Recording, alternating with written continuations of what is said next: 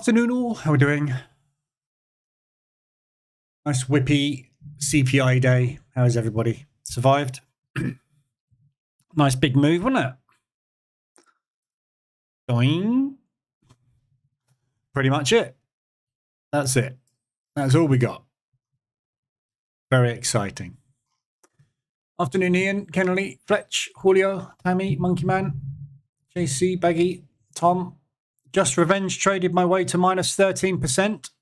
That's not good. 5-minute time frame. Probably. Afternoon, Martin, Crom, Amy, Neo, Gregors, Lippy, Figinia, Rajiv, Ryan. Anybody else?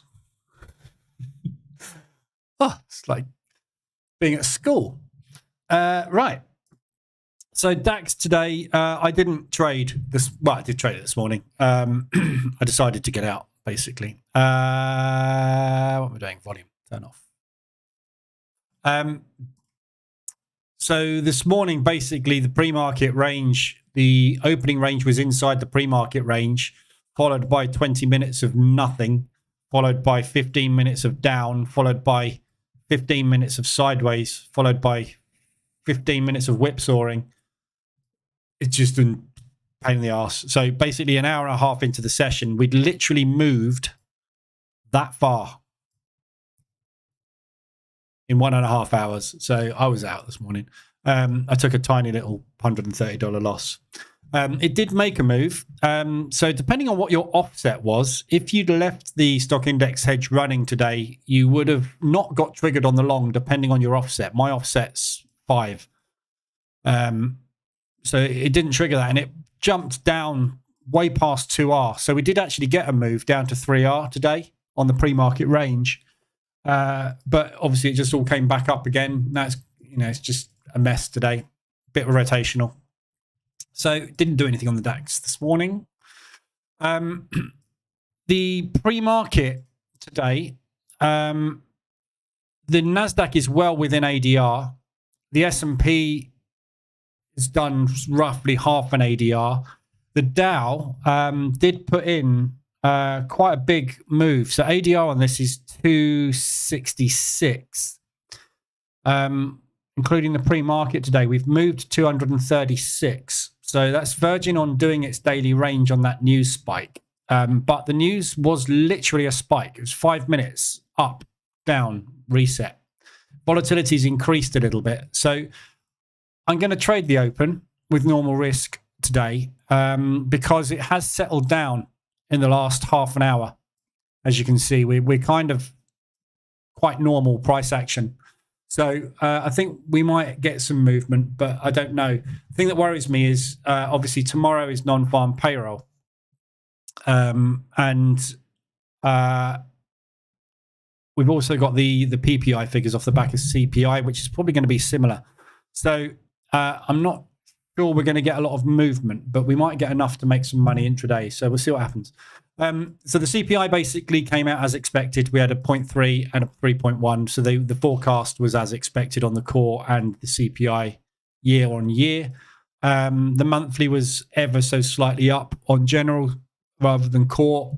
Core is the one that they pay more attention to, hence no movement. So that's your news today. All done.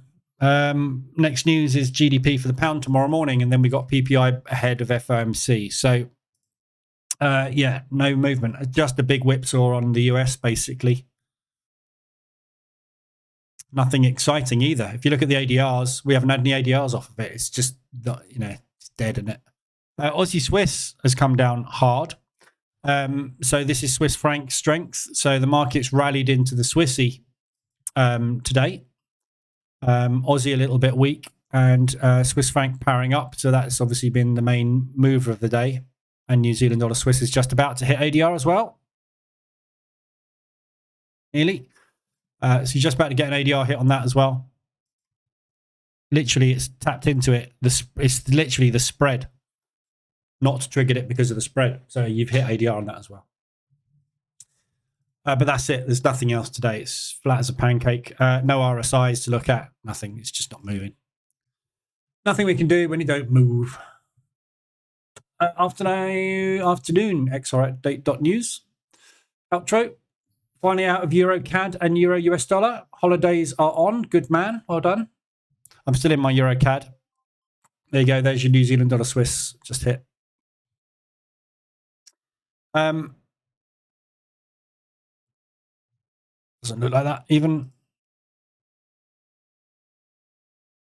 It must have just spread. Yeah, had literally just spread it into the into ADR. So there's your ADR hit on the New Zealand dollar Swiss. There's a potential long there, same as the Aussie Swiss. Just take one or the other. Don't trade both because the Aussie and the New Zealand move together, roughly the same ADR. So you're pretty much trading the same thing if you get into both of those trades.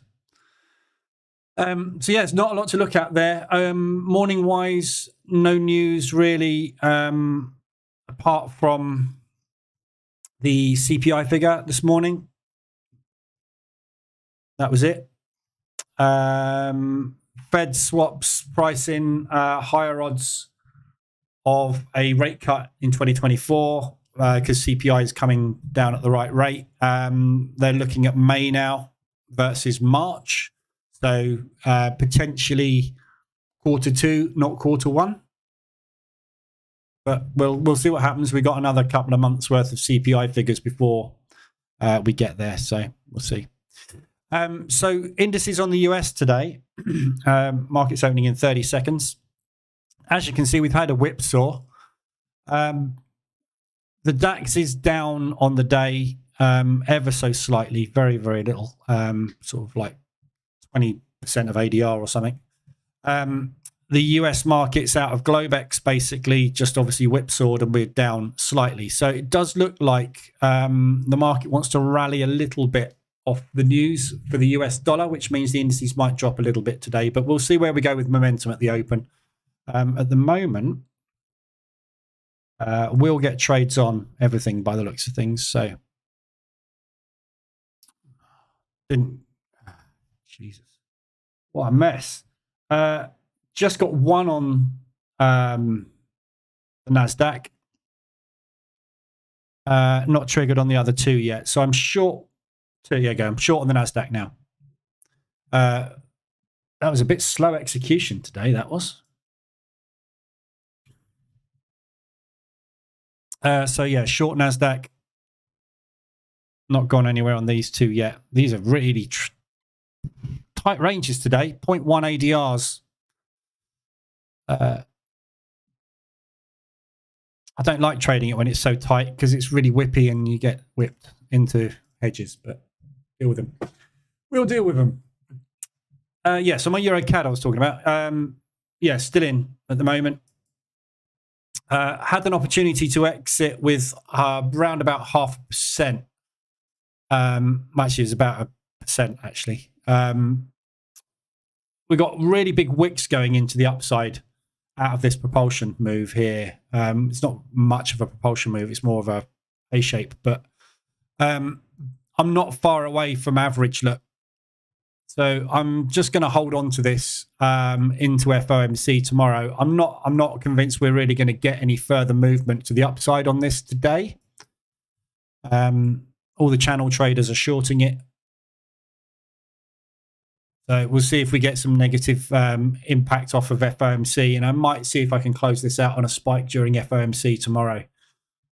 But you never know. You've got 24 hours yet. Anything can happen. It only needs to push up literally for.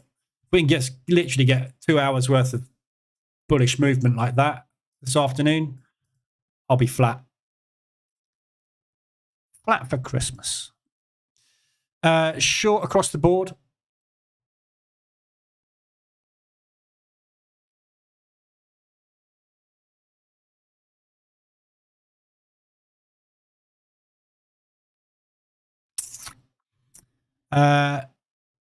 Dow approaching pre-market low. S&P is out of the pre-market low, as is the NASDAQ, because it was basically at pre-market low when the market opened. So, this could be a nice day, couldn't it? Nice quick break short.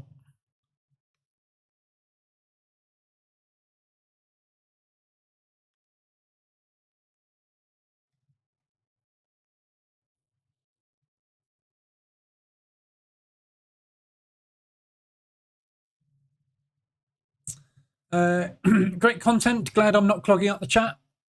Glad I'm not clogging the chat. Cool. Would like NAS to spike up at the open and then a nice drop. Sorry about that, Martin. Didn't happen. Has the DAX finally cracked? I don't think so.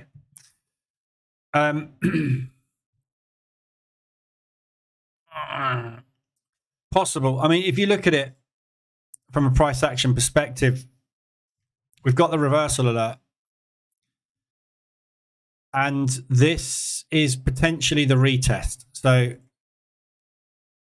yes, potentially. I want to see that low break, which would confirm the potential sellers in control and taking control and keeping control.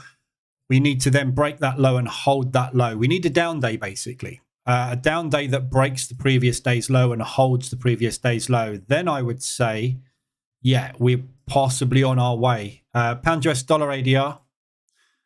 But at the moment, we're just in another one of these kind of sideways-y type days. We had a little bit of a down day there, look, but we didn't break any levels. We need to break and hold. We need to see that confirmation. Yeah, we're rolling over. We're not rolling over yet until we've broken that low. Then we're going to run into that low and that low. Then in that high, then we're going to run into that accumulation. Yeah, there's just so many stops on the way down. It's got to power through this. It's going to be quite a tricky ride back down, I think. But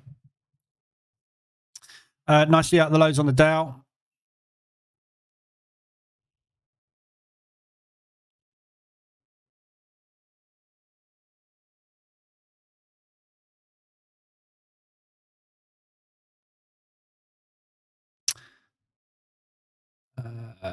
One and a half hour there, haven't we? Down. See if we can get a run down. Darwin X does not have the NASDAQ.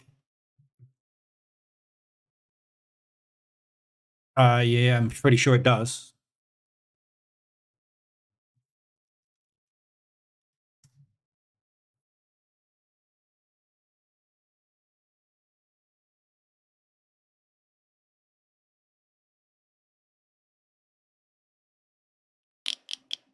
NDX, NASDAQ.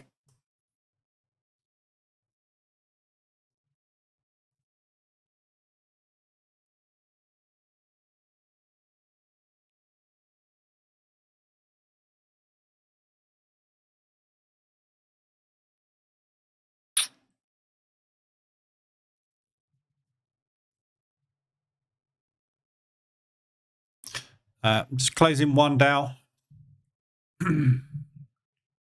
It's just tiptoeing around down here. Just want to, because I've got 3 short. I've got 3 exposures short. Just want to bank something, get something in the bank.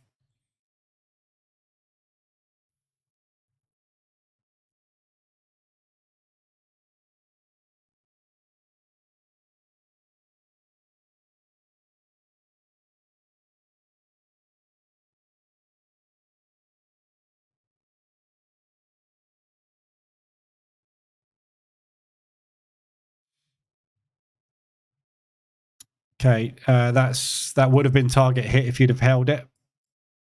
Pretty much, yeah, it is target hit. Look, that's target hit on the Dow. If you'd have held it, I just got out 5 pips early, just to make sure.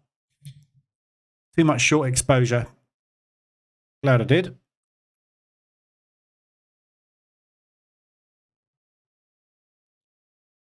Afternoon, IT. Don't say that. Commentators curse. I'm not commentating. Afternoon, Hamza. Only got a trade in the S&P, not the Dow.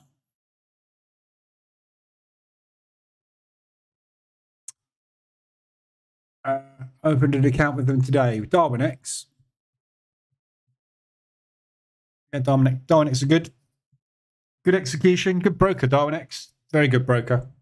Just no margin, basically. So you only get 1 to 30.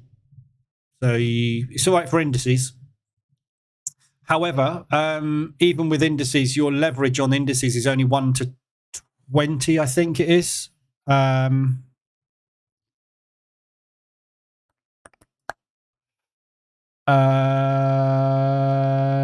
it's not. It's the same across the board. So it's 5%.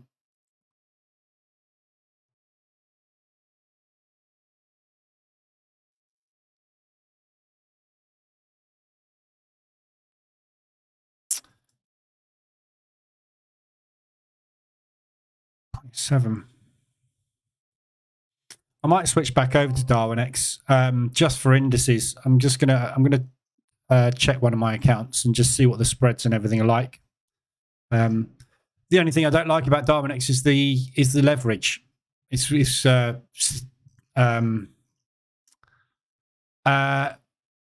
FCA regulated, so you obviously your leverage is stuffed.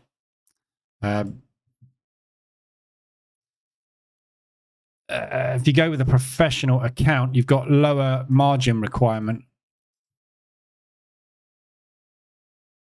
But I don't think you can get pro. I'm not sure. Euro New Zealand and Euro Odd have both hit ADR. Australia and New Zealand are pumping by the looks of things equally, as you can see. So Aussie, dumping, not pumping. Aussie coming down. New Zealand dollar will be coming down alongside that as well. So big drops on those two. They had nice rallies earlier this morning and completely reversed those moves. Not interested in that. I just want the Canadian dollar to dump, basically, but we'll see. Nearly at TP on S&P.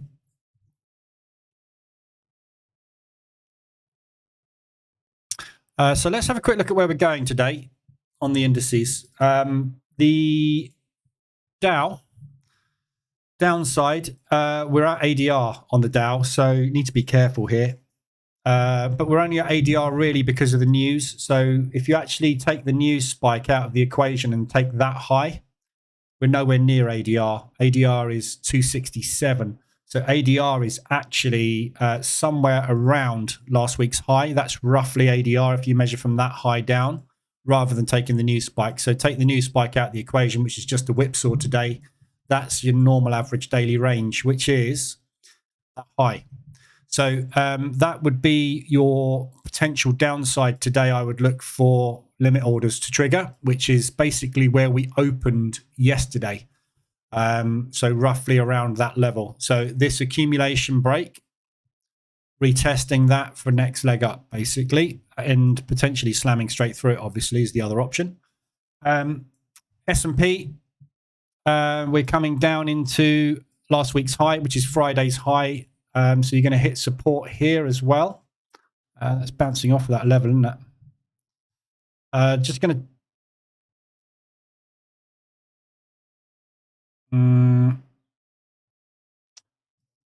just going to watch the price action on this.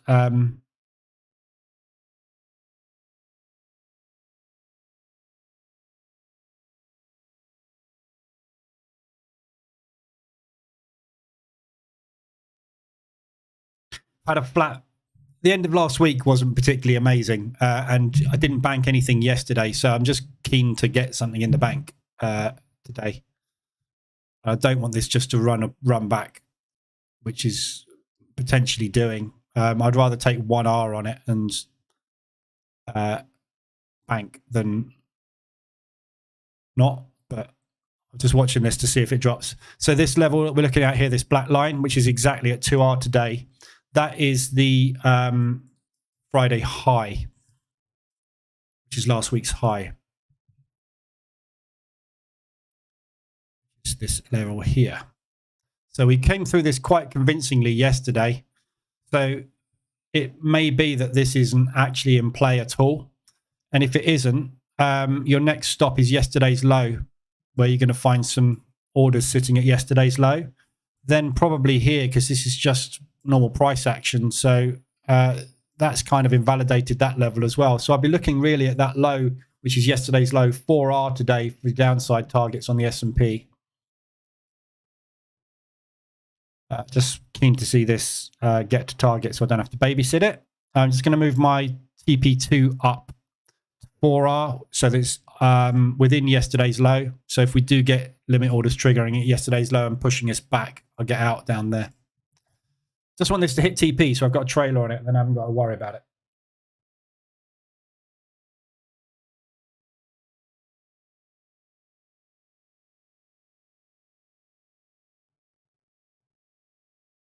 Um, 1 minute left on this candle.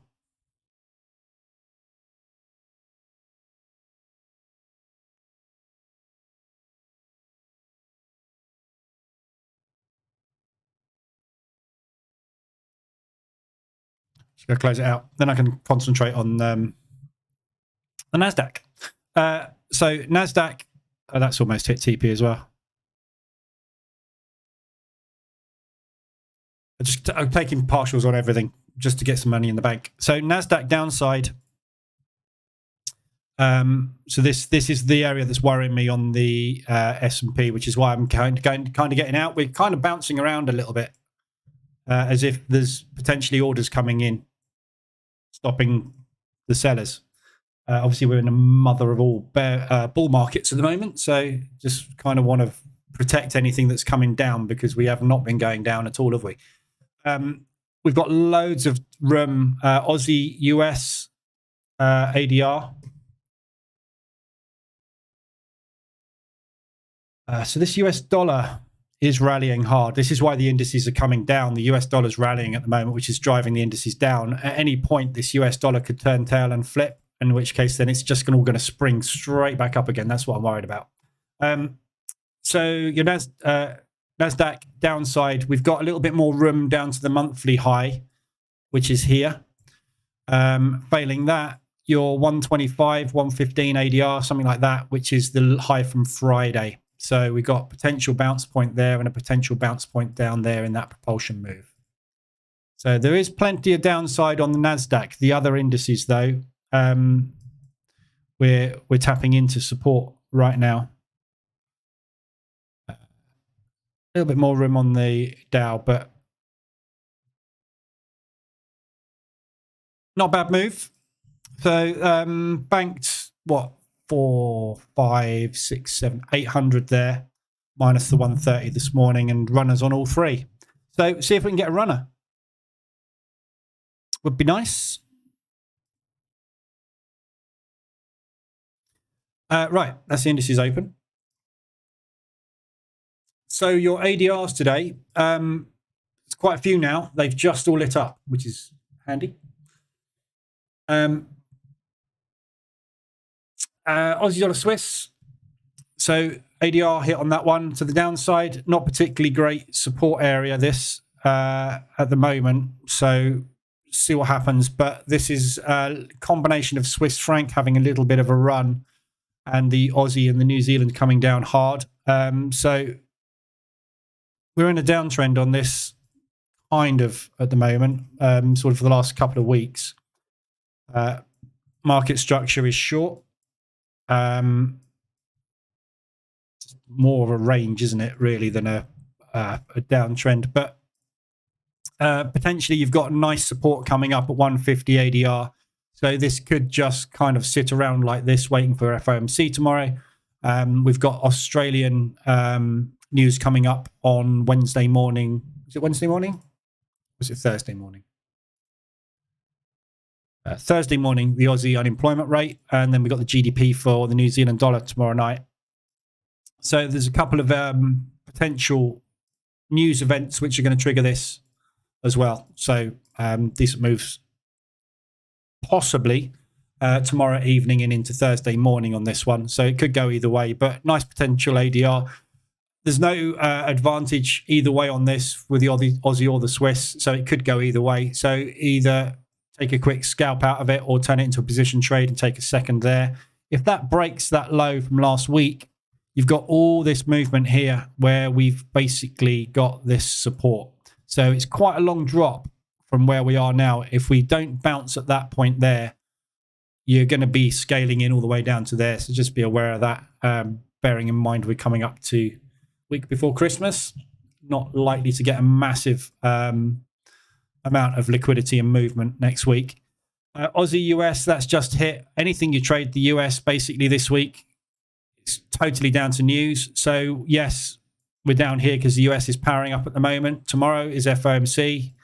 Day after that, well, before that, we've got PMIs. Day after that, we've got unemployment. Then we've got all the rates for the Eurozone. You know, this thing could go absolutely anywhere today. But right now, it's a nice buy that started there. Hit ADR, and you've got a weekly support coming up at 125. Be better, if possible, to wait for that to hit 125. So you've got some confluence. You've got the market extended beyond its average daily range. And you've got a support area where the market has brought it up twice. So that would be the ideal, and just basically play a scalp out of that. I'll probably let that run a little bit. EuroWAD extended to the upside. Again, this is very similar to the Euro CAD at the moment. It's kind of a bearish structure, which is turning into a symmetrical triangle, which, in fairness, is probably just broken there. So, yeah, long, looking for a push up to find some resistance to pull back from. So you've got a nice high coming up here, 125 ADR. Failing that, you've got this high coming up at 150 ADR. So if this can push up to there, you've got a nice confluence of resistance. Failing that, you could take a second scale in there. And obviously then it will just want to pull back on that. You might even get an RSI extension if this continues today. So that's a good looking short. But again, bear in mind, everything you do on this, Thursday morning, Australian unemployment, Thursday afternoon, Euro refinancing rate. It's all going to change on Thursday. So you want to be in and out by then, really. Euro pound, at the moment this is broken this high. We looked at this one this morning as it was breaking up into ADR. It did give you an exit if you got into it this morning. So the reversal alert this morning was here. Where's ADR there? So the reversal alert this morning that we looked at was here. So that was your reversal alert, that candle there. Then it pushed back down, retested. So that gave you your M pattern. And then we sat round all day today. And then the news spiked it down. So it didn't really get particularly far. You wouldn't have really had much of a chance to get out of that because it was on the news. So it did move down around about half an ADR. But obviously it's off again now. Again, Thursday, Euro pound. It's all kicking off on Thursday. We've got the Swiss rate followed by the UK rate, followed by the Euro rate, followed by retail, followed by the ECB press conference. Doesn't matter what you do with that today. It's all change on Thursday. So Thursday, you're either going to be back up here or you're potentially going to be out of that low. Could be absolutely anywhere, couldn't it? So, but today it's extended and you're coming up into this propulsion move. So big sell order came in. They retested, added to it. That is a news event. So there is potential for them to add back into that short, but they're going to get to it just as we're waiting for new fundamental news to come in. So just because we're getting back to a place they sold at before doesn't mean that they're going to want to sell it from here again, because Thursday, the stance on both of those instruments could change. So again, rely on the market being extended and wanting to correct itself and do a profit take before the news on Thursday. If it doesn't, you're flipping a coin at the end of the day, aren't you? So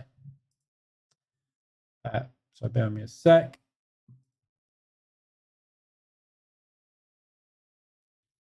I'm out of the S&P and the NASDAQ. Break-evens on the second parts of those. Dow still in at the minute. This propulsion move is holding at the moment, but looking like it might want to push. We'll see. So got a run on the Dow.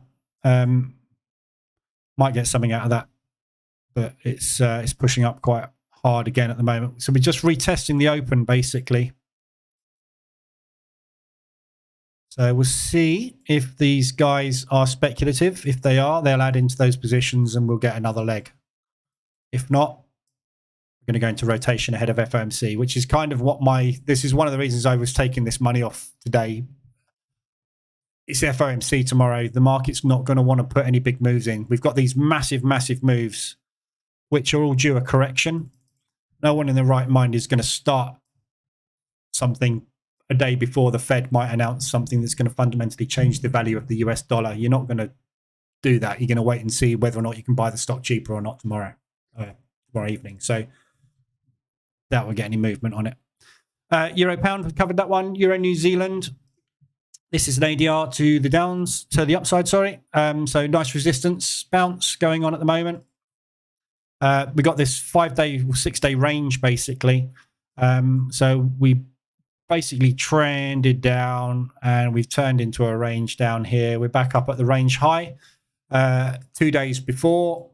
Potential movement on that and potential movement on that. Yeah, we've got news coming out on both of these on Thursday, Wednesday night / Thursday. So unlikely we're going to suddenly go crazy before that. So good looking short opportunity for a scalp. Drop down M5, wait for the reversal alert, which is going to be there. Just try and scalp half an ADR out of it. Pound US. That's an ADR because of the whipsaw. So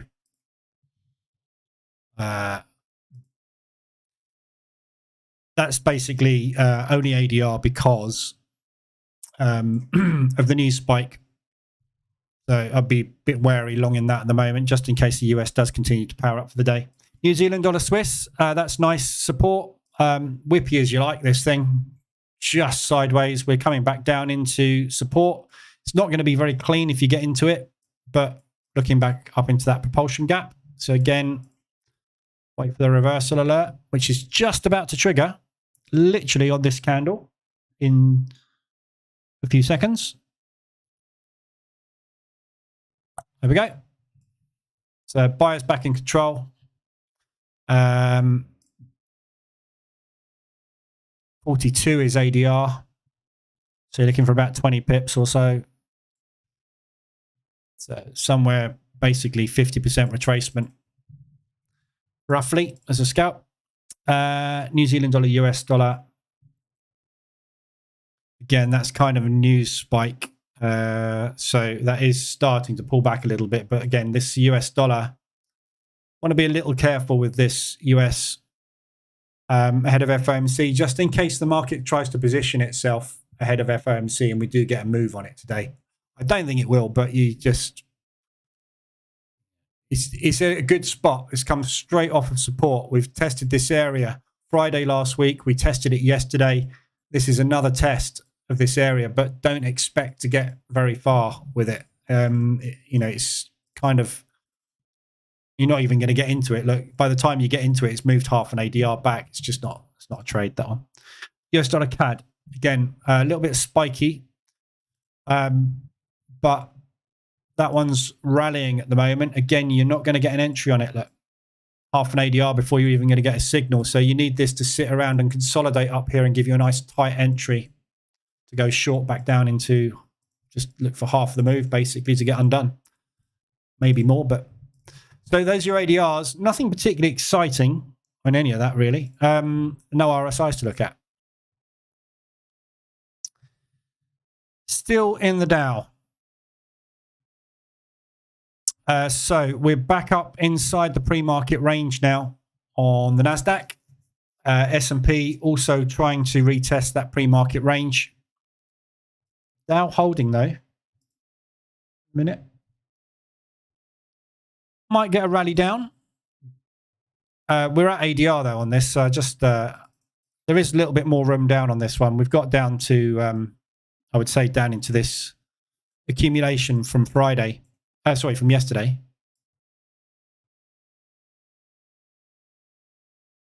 But we're at pretty much ADR on it. But again, because of the news. Yeah, so if you measure it from there and go down that 266, that takes you basically down to that high from last week.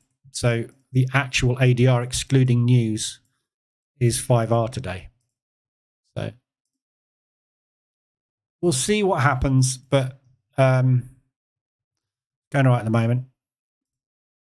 There we go. Anybody got any other FX pairs I want to look at?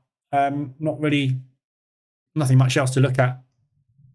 It's the flattest RSI month I've seen, excluding the yen move. Apart from that, we've had nothing this month, have we yet, on RSI? It's just dead.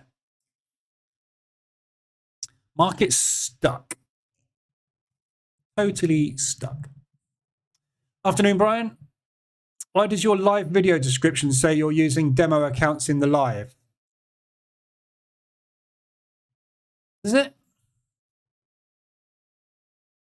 Oh, I know what that is. That's from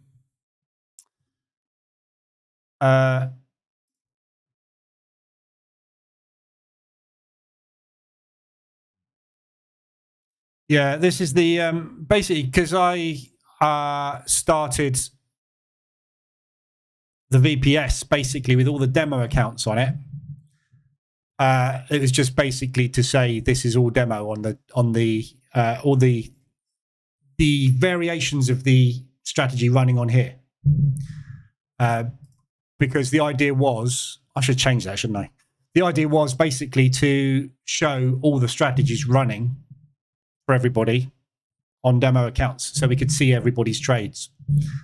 It just didn't take off. So don't even look at it anymore, do we? I need to change that, yeah. I haven't looked at that for a long time. I will change that. Or shall I? Okay. It's kind of that CFT, you know, that there's all these people have this CFTC rule, 1.41 or whatever it is, that past whatever is not indicative of future whatever, blah, blah, blah, blah, blah. I've never had any of that on my channel. And I think it's only related to the US because it's CFTC ruling, isn't it? I don't know. I haven't got enough people to really worry about it, I don't think. Don't know. It is something I should look into. Maybe I'll make that part of my homework. What's the legal regulations about showing people what you're trading? Because I'm only showing you what I'm doing.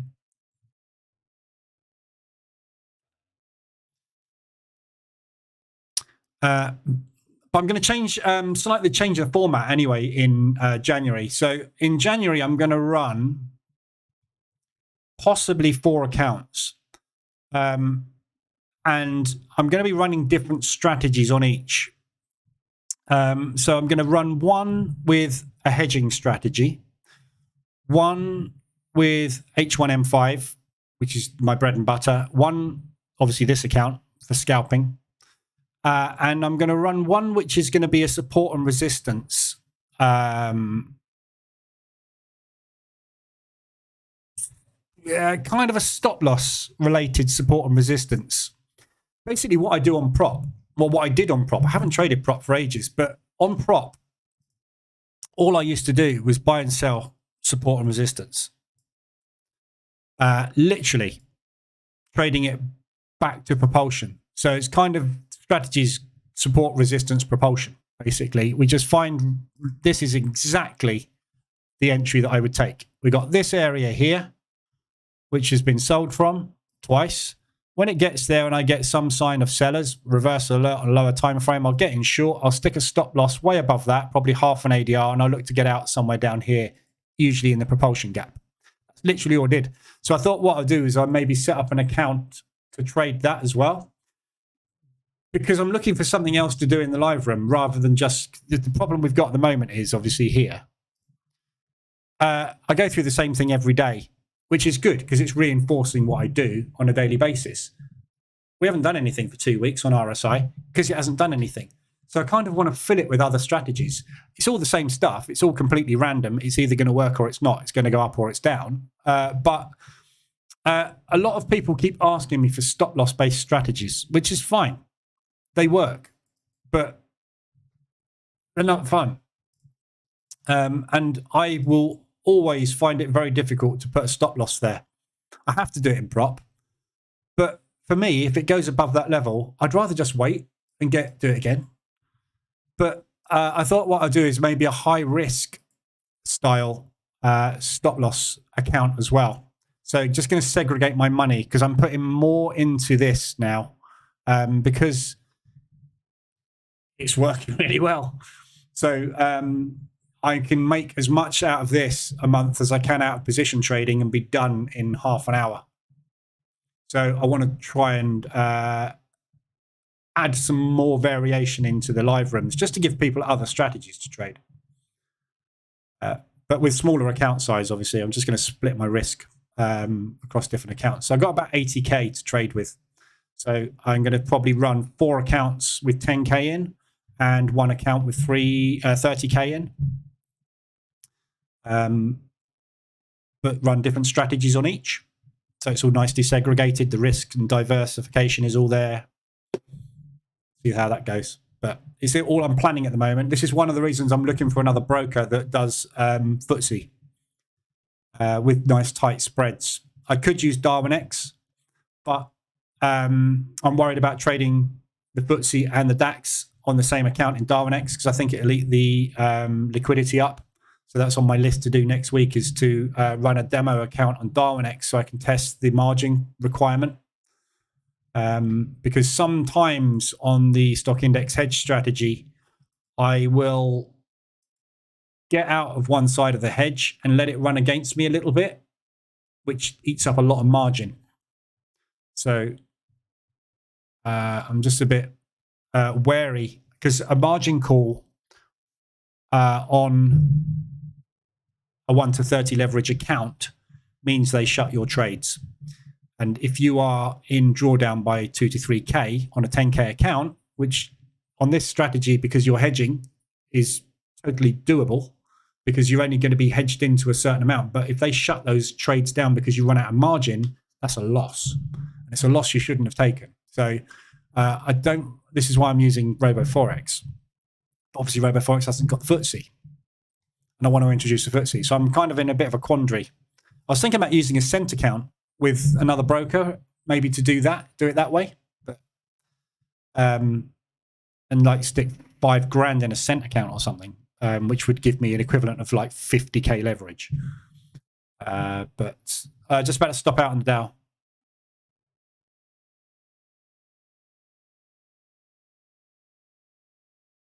Not quite. Just thinking about it.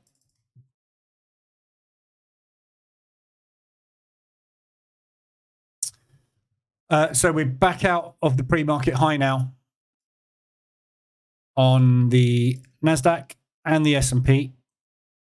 Just testing that pre-market high now, look. Out the Dow. So out the Dow, all 3 profitable this afternoon. Nice clean breaks, straight down to 2R. Only got half of it though because we didn't get any runners, but that'll do. So nice profit today. That's it, really. That today, nothing much else to look at, is there? Anybody got any other FX pairs or anything they want to look at? Oil I was going to look at today. Collapsed again. I was just looking at it before I came onto live, watching it come down, thinking, oh, this looks like a nice pullback. We've just hit 125 ADR and double bottomed. Not a nice pullback at all.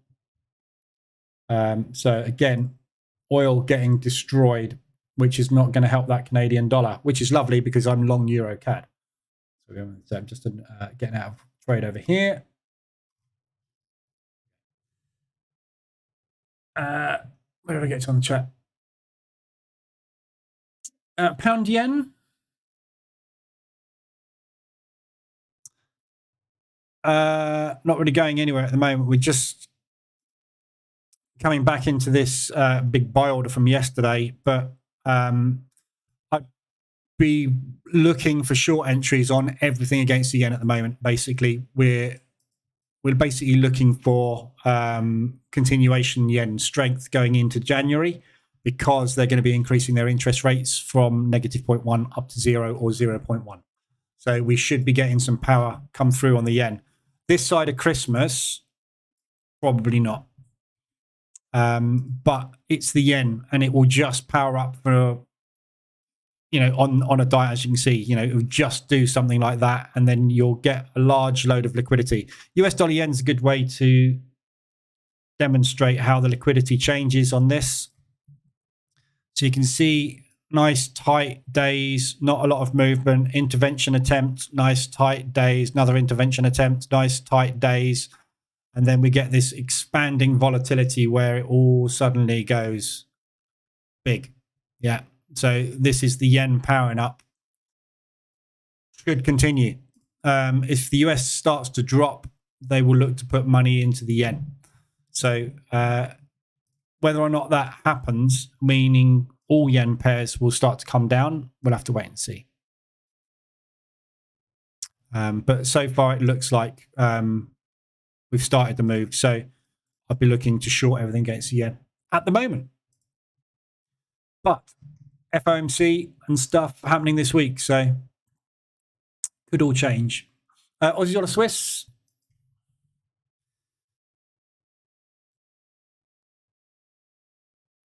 Sideways, isn't it? It's just not doing anything. It's an ADR hit today, so I'd be buying it today,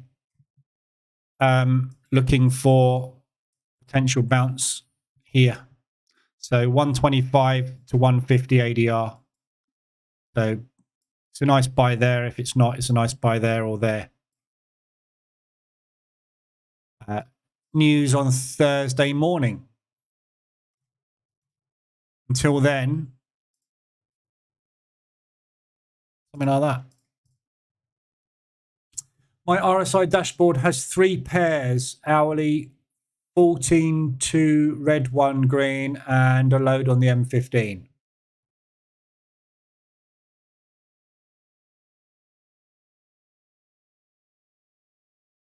You'll be running different RSIs to me, basically. That's all. I think they have to have it in the UK too soon, because I think people end up suing gurus. Hopefully not. Yeah, I should look into that really, but I don't know. Something to look into. Thing is, I had on my my starting soon screen had a kind of disclaimer on it, and there's a disclaimer in the description. If you join 10 minutes into the stream, you're not going to read that description and you won't have seen the disclaimer. So I don't really see how it really helps. But I guess if it's a legal requirement. It's not at the moment in the UK, but if they do change it, obviously you'll have to just do it. But it's only a bit of text at the end of the day. I think that's why people like Nick Sean say, trading is dangerous. Most people lose all their money every 5 minutes. Speaking of him, I follow his Telegram group. I had to laugh at this one today. You know what I feel about people that gamble. Not really a fan. So this was his last post today. Oh, I can't really post it. I can't show it. Hang on. Oh, what are you going up there for? So that's him basically in the US dollar yen short. His comment on it is, UJ, I'm legit full margin now, Lambos. Literally, that's what he said. I'm legit full margin, Lambos. So he's basically gone all in short on one trade. And he sells you a course to teach you how to blow your account like that, believe it or not, for $1,000. You can pay him $1,000 and he'll show you how to blow your account in exactly the same way. Just had to laugh at that one today. He used the word Lambos. It's almost as if he's watching the stream. Oh, wait. What? This stream isn't financial or investing advice? Just to confirm, I've lost my life savings since following this channel. Oh, well. Sorry about that. Free channel on YouTube. Yeah. I mean, I don't know. I need to look into it. One of the other things I was thinking about was charging for it next year and saying you have to join my channel to get content. That means you're paying for financial advice. Not good, is it? Going to have 3 times as much on the SIH as on H1M5.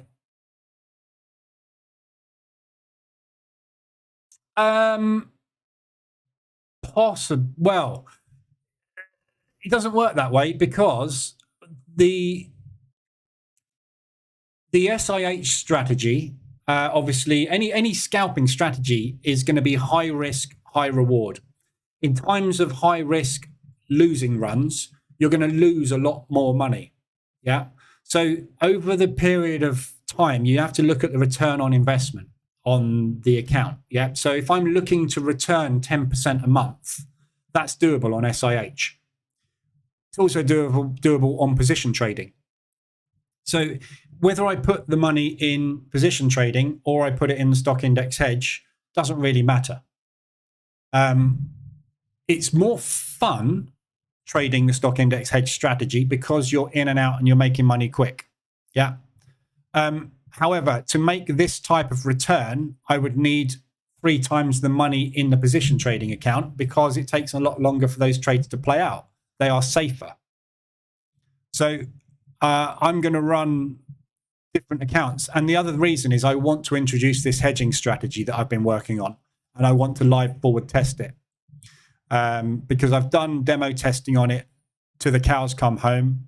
I've been live testing it in the back tester, and it's got a lovely little edge. And I actually want to just do it with real money. I find it so much better when you test something with real money than running something on demo for a month, because on demo for a month, you're mucking about. Yeah, I won't make the same decisions. So I want to stick 10 grand aside to test that strategy and see if I can get a 5 to 10% return out of that as well. It's additional cash and additional capital I've got available, so I can use it. But I don't want to overcomplicate the stream, obviously, because my bread and butter is position trading and obviously scalping now. Because position trading, there's nothing wrong with it. It's just in this market, when you've got things that are not moving, your income is severely limited. So by diversifying into scalping, you're also adding that extra ability to make money on small, fast moves within the market when the market isn't moving. Because if the market does that on the hourly chart, within that, on the 5 minute, is lots of little moves up and down. So in a sideways, tight, restricted market like we've got at the moment, you need to have diversification, I think. And this has become very apparent this year, specifically this year, as we've started to pull out of this bear volatile market, potentially. We're not even sure if we're out of it yet. But it's become clear that, the position trading strategies had some fantastic 25% months. It's also had some 5 or 10% losses in there. So it's averaging pretty much what it did previously, except it's like getting blood out of a stone at the moment because it's much more difficult and you've got to hold trades a lot longer than you used to have to because the moves are so much tighter. So I'm just diversifying, basically. At the end of the day, all strategies work if you give them time. The problem is no one gives anything time. The hedging strategy works, but it's complicated. And that's why I've been backtesting it and working it in demo, just to show myself that there is an edge there. But it's going to be traded on the hourly time frame as well. But I've got more testing to do yet, so it's not 100% guaranteed. Kind of why I want to take some time off over Christmas to work on it a little bit more. Is your index trading the most profitable? No. It's as profitable. MSG Christmas party is in order. Eggnog and Santa hats. Yeah, could do. Christmas party stream. That'd be good laugh. What do you think about closing partial and leave a runner? That's what I do. But you will see, right?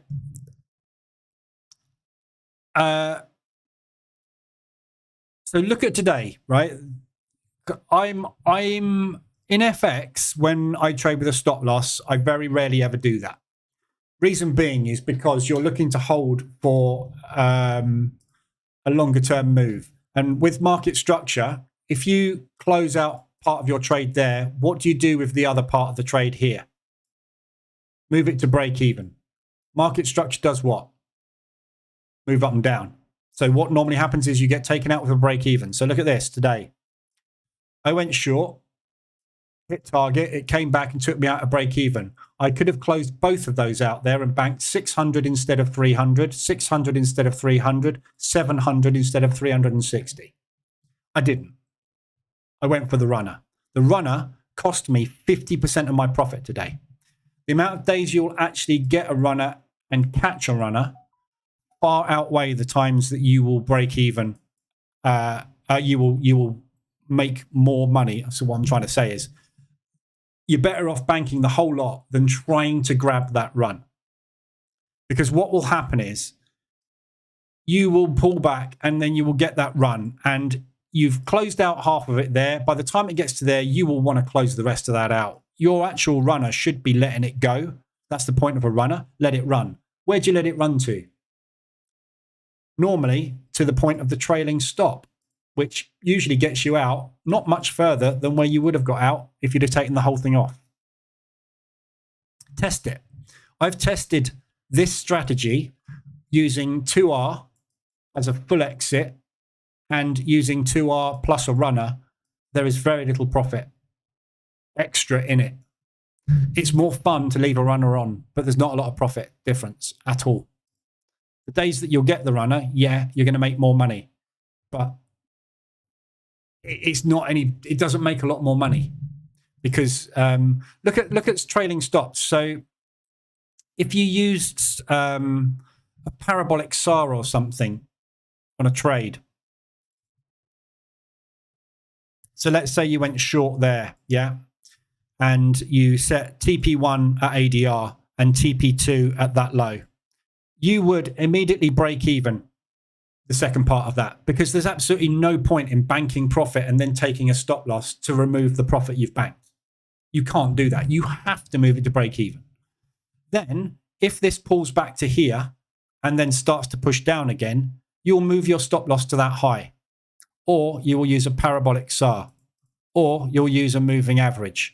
And then you'll basically say if it spikes above or closes above the moving average or the parabolic SAR, you will exit the position. Normally, if market pushes down, hits your target, pulls back, and then pushes down and makes a new low, if it doesn't get to the target, it will pull back again. It will take you out on your parabolic SAR. Look at where your first target was. Look at where the exit was on the parabolic SAR or the moving average or whatever you're using as a trailing stop. It's usually virtually around where you got out of your first position, except what you've done is you're just giving yourself the pain of sitting through that extra profit that you lost. Psychologically, it doesn't help you either. I'm just not a fan of runners. I'm a fan of adding to a trade. Yeah, getting a trade on, working, not hitting your target, pushing down, adding a bit more, then making a move and getting out. That's way better. That's a lot harder to do, which is what the opening range breakout strategy does. It adds to the position, or the EA rather. But I'm not a fan. I do it because some days you get those screaming ones where, like this one, perfect example. Look, lovely break, hit target, pulled back, looked like it was going again. You were like, brilliant. This is going to be a beautiful run down to target. No, double bottom, out. Yeah, could have got out with 700, 800, actually got out with 360. Because I went for a runner. The market spends a lot of time at the moment doing that.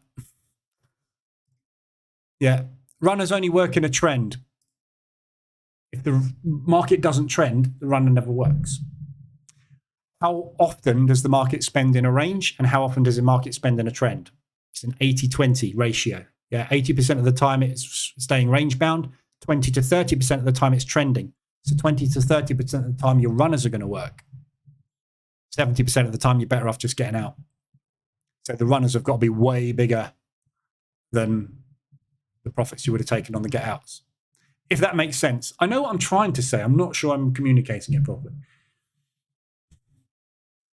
What sessions do you do most of your entries trigger? What with position trading? I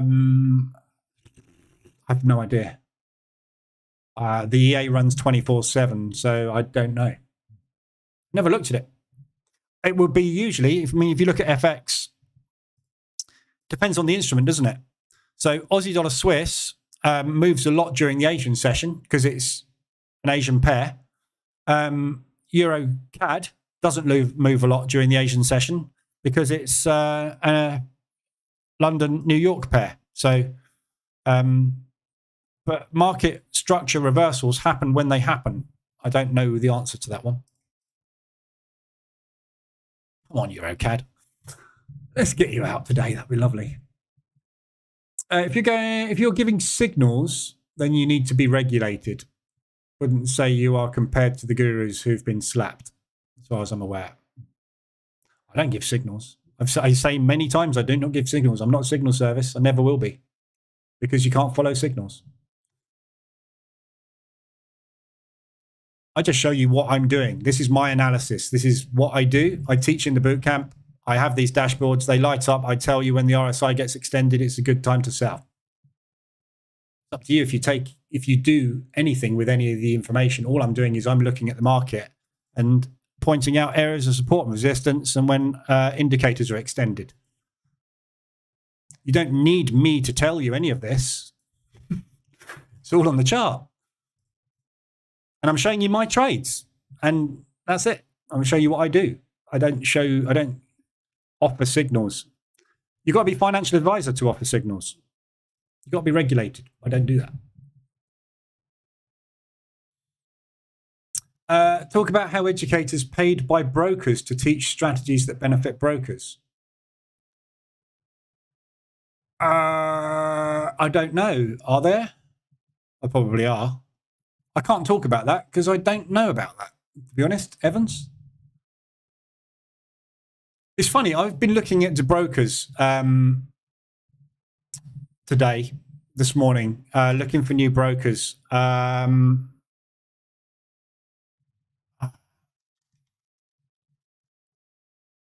was looking for cent account brokers, and there was one that I found, and it's something I've mentioned before. I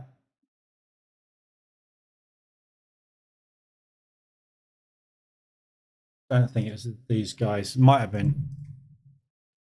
No, it wasn't those guys. Or was it? Might have been. Hang on. But yeah,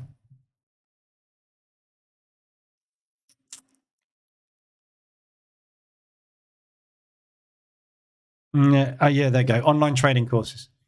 So it was amazing how many of these brokers, and I've never really noticed it until today when I was looking into it, how many of these brokers offer you indicators, specialized indicators that they give you to put onto your charts that give signals, and they offer signal services, and they do courses teaching you how to do nothing but high frequency trading strategies, because every time you press the buy and the sell button, they earn a commission, a spread, and a swap.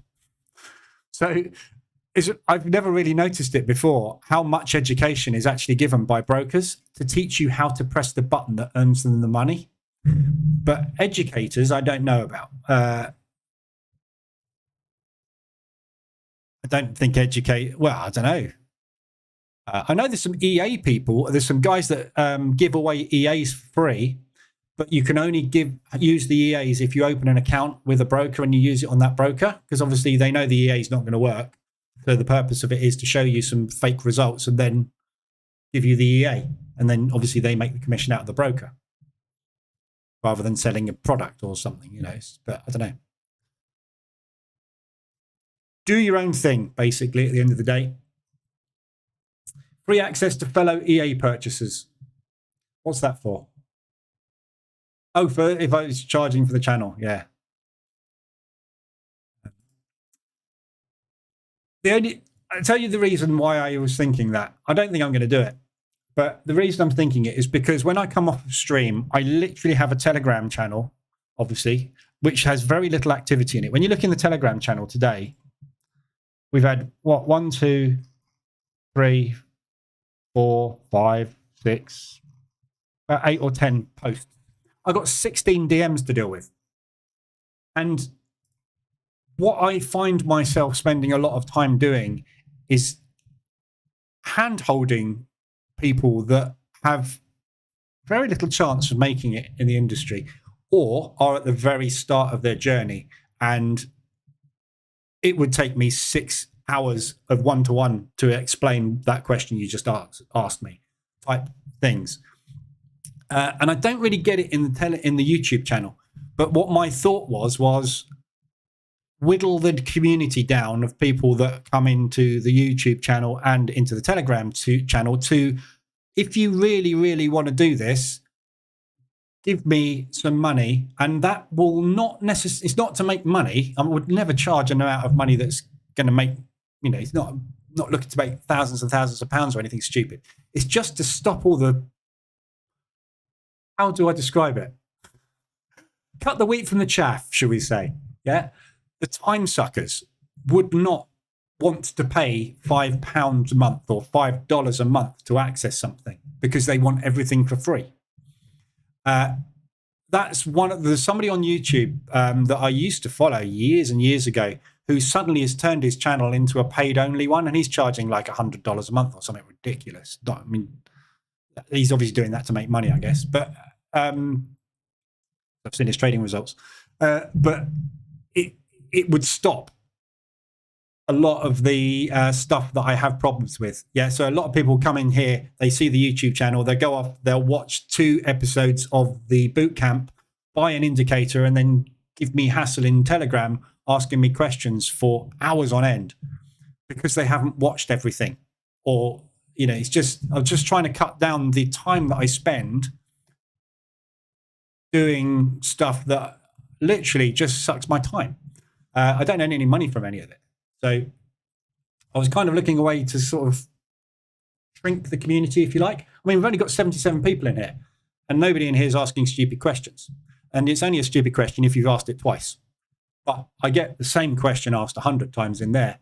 And although I can copy and paste an answer, that turns into a now conversation, which goes on and on and on. So that was my kind of thoughts about how I could sort of contract the community down that sort of trades with me, if you like. But then again, that defeats the object of trying to spread the word about how to position trade and how this market works and how you should stop buying courses and stop doing all this crap.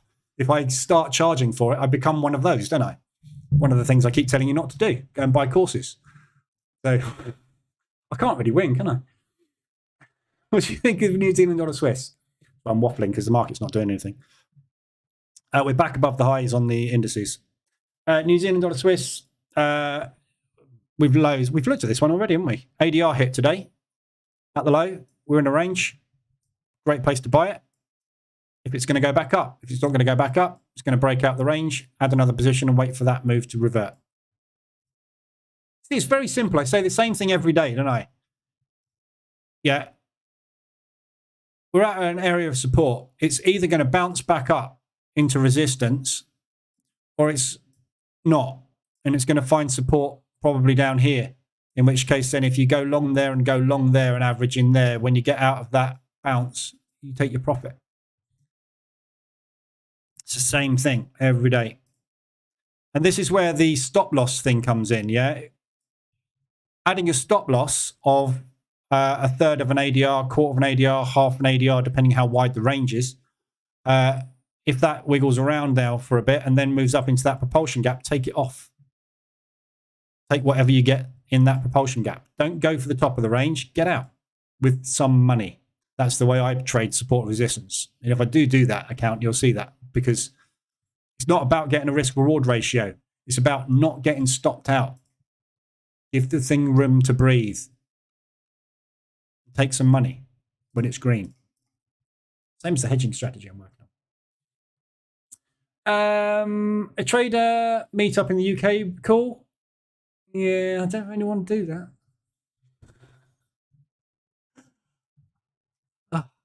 I spend like about 4 hours on here a day.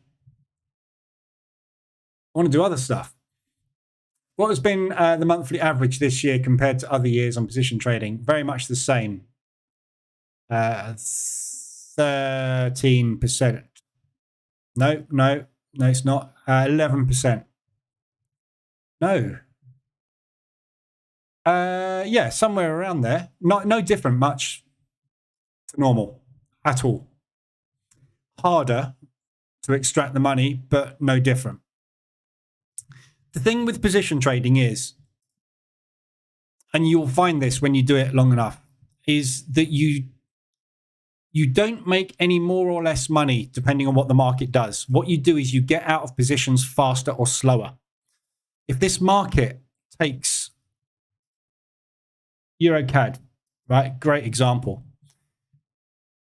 If this market pushes up to here today, I will exit this position with somewhere in the region of 0.7% on my account. 0.5 to 0.7. That amount of money that I take out of each position is virtually the same all the time. Because when I've got that amount of money, I want to have it in my bank. So what I end up doing is every month, when the market enters into a position, I wait for it to get me back to a position that I can bank it. So I don't ever make much more or much less every month or every year because I am just banking what I need to bank.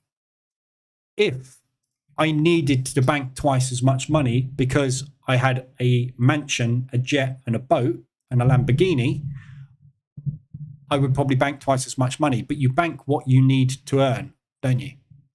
So the amount of money I make is very rarely different.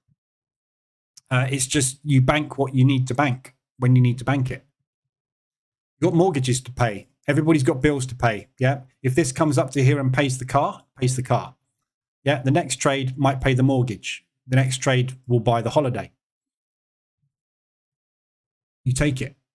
If you hold it all the way up to there, that's going to be worth next month's mortgage as well.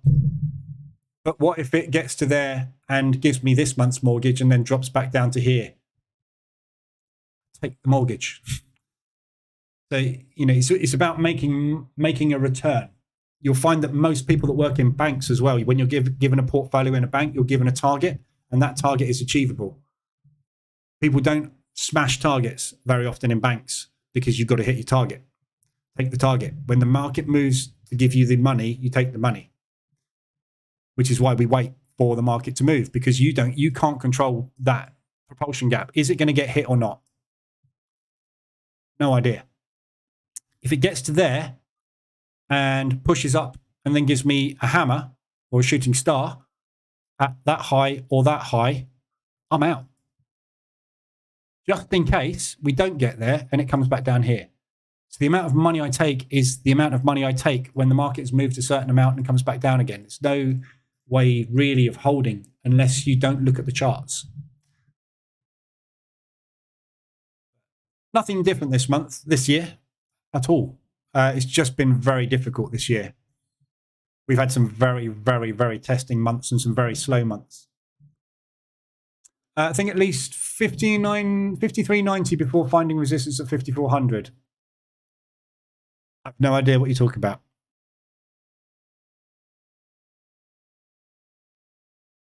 Don't know, Rajiv. That was obviously something I was looking at the time. I'm thinking the drying paint EA is in order. Yep. Paint drying EA, that would be good. Have you heard of the London fix? And is it of any use? Nope, never heard of it. The London fix.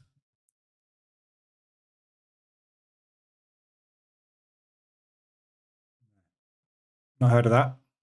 You could trade your strategy on Darwin X and offer people to invest. Yeah, you could do that. Yeah, I mean, I've set up Darwin's before, but they won't let me list them for investment. They're too high risk. You try getting a Darwin over the line for investment. Looks easy. It's not easy at all. There are so many elements to a strategy that they look at for investment. I mean, I could list my own. I guess anyone can invest in any Darwin, but you won't get it to investment standards if you're trading normally like a trader, like a retail trader, because your risk is too high. If you're returning anything over 3 to 5% a month, they're not interested at all. It's too high risk. They're looking for long-term investment. According to Anton, brokers take out business loans based on the amount of money retail traders have in their account because they know it'll blow. So in his words, you finance your own rope. Yeah, pretty much. It's the only business to make money in brokerage. In this industry, if you want to make guaranteed money, become a broker.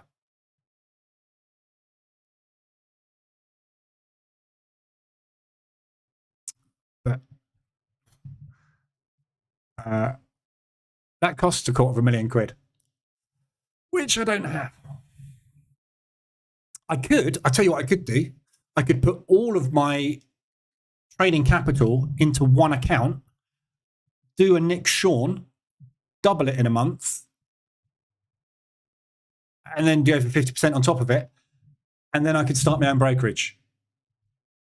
That's what I'll probably do next year. Obviously, if I get the trade wrong, then I'll blow it. But that's, it doesn't matter, does it? We don't need to know about that. I won't post that result. I'll just post the result of me doubling it. Sorry, Nick. Nick Sean is all about buying support, selling resistance, buying support and selling resistance. Yeah. It's all strategies based off the same principle as you say markets go up and down and sideways. Yeah. There's nothing wrong with, I don't really know what he does because I don't follow him. I'm in his Telegram channel because, there you go. That trade I just showed you, that US dollar yen trade where he was shorting it with 100% margin.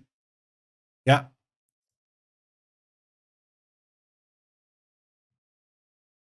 Whoops.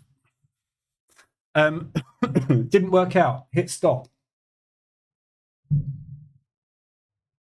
Right. So it didn't work out. Hit stop. How much did you lose, Nick? That's the thing you never find out, is it? That trade didn't work out. Hit stop. You didn't say what the stop loss was. You don't post a stop loss. None of these signal providers post stop losses. Why? Because they can say, hit the stop. I got out. No, you didn't. You blew your account. And now you're in. If you 100% margin, right, on this, where was he short from? 145.33.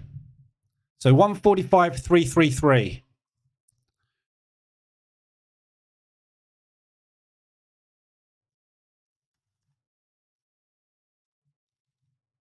He was 100% margin from there, short.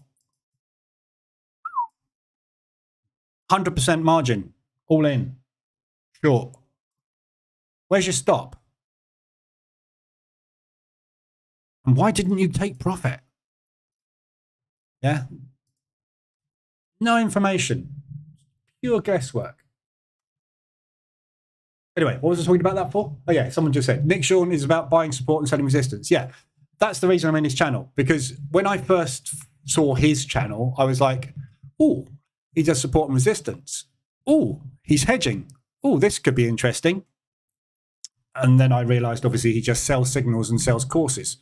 So I lost interest. But I follow it because I'm interested. It's always good fun to watch how quiet it goes when everything's going badly and how amazing he shouts when everything's going well. Hey, look at all these people. They've all done my course and they're making loads and loads and loads and loads of money. There's only 10 people there. You've sold 100 courses. What are the other 90% doing? Prove me wrong. Somebody, please, whoever's been in that group, tell me that they have actually made money in there. If they have, I'd be happy, but no one can ever tell me they've made money in a signal service. Maybe I don't know because they're all in the signal services making an absolute fortune and I've got it totally wrong for the last 15 years. Might be possible. If you charge a fee, I would pay it. Right, Danny has just stitched you all up basically. So from next year, it's £150 a day. Danny's fault. Obviously done really well in trading year on year. Why have you not added more to your trading capital? Because, AZ, there's a very good reason for this. I do not have a money tree.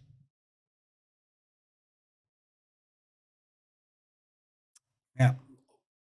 Where do you get that from, that capital? I haven't got it. Yeah. If I had more, I would trade with more. But I haven't. And also, as you know, going back to our friend Nick Sean, yes, there are ways to double your account. And he just tried it with the US dollar yen. Yeah. I could go super high risk with an account and try and double it in.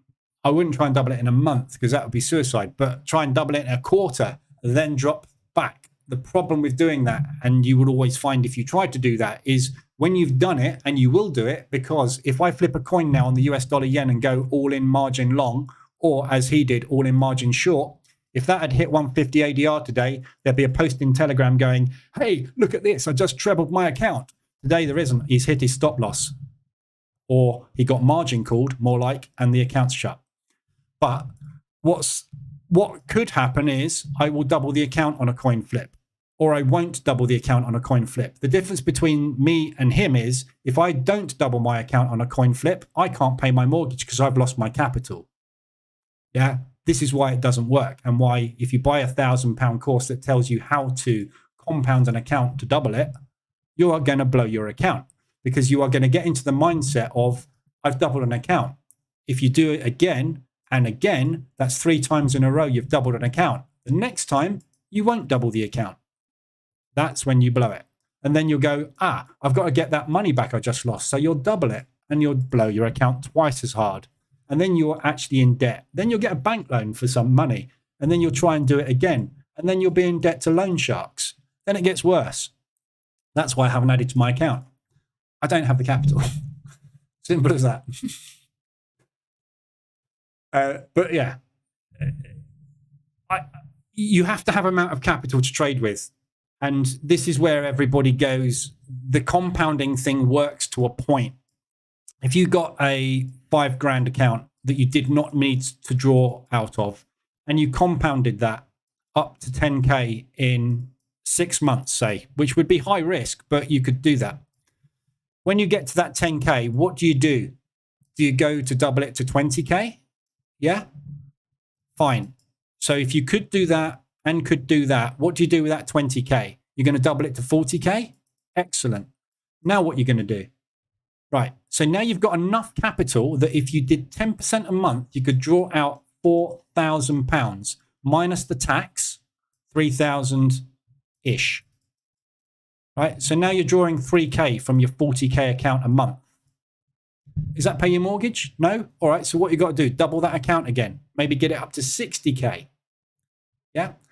But look at what you've just done. You've doubled an account 4 times. Why stop there?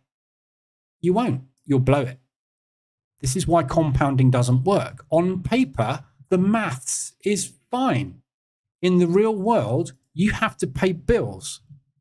Yeah. So if you take an account from 5K to 40K, you will think you're walking on water. When you start trading with that 40K and you have a bad month, the gremlins take over. If I added 100K into my account, I would crap myself. Not so much crap myself. I've traded with $250,000. It's too much because what happens is every tick that moves is a car payment.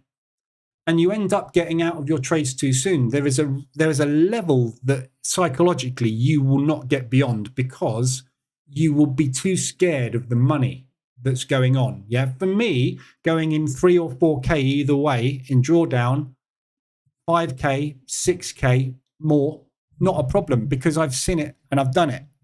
And I know that at any moment I can shut that out and walk away. Not a problem. But if you're trading scalping with high risk and trying to double an account, going in with 3 to 5% per trade, which is what you need to do if you want to compound an account, every single one of those trades is a mortgage payment. You just can't do it. Just noticed Nick also called US dollar CAD another stop out. Whoops. He went short on that. If he took it in large size.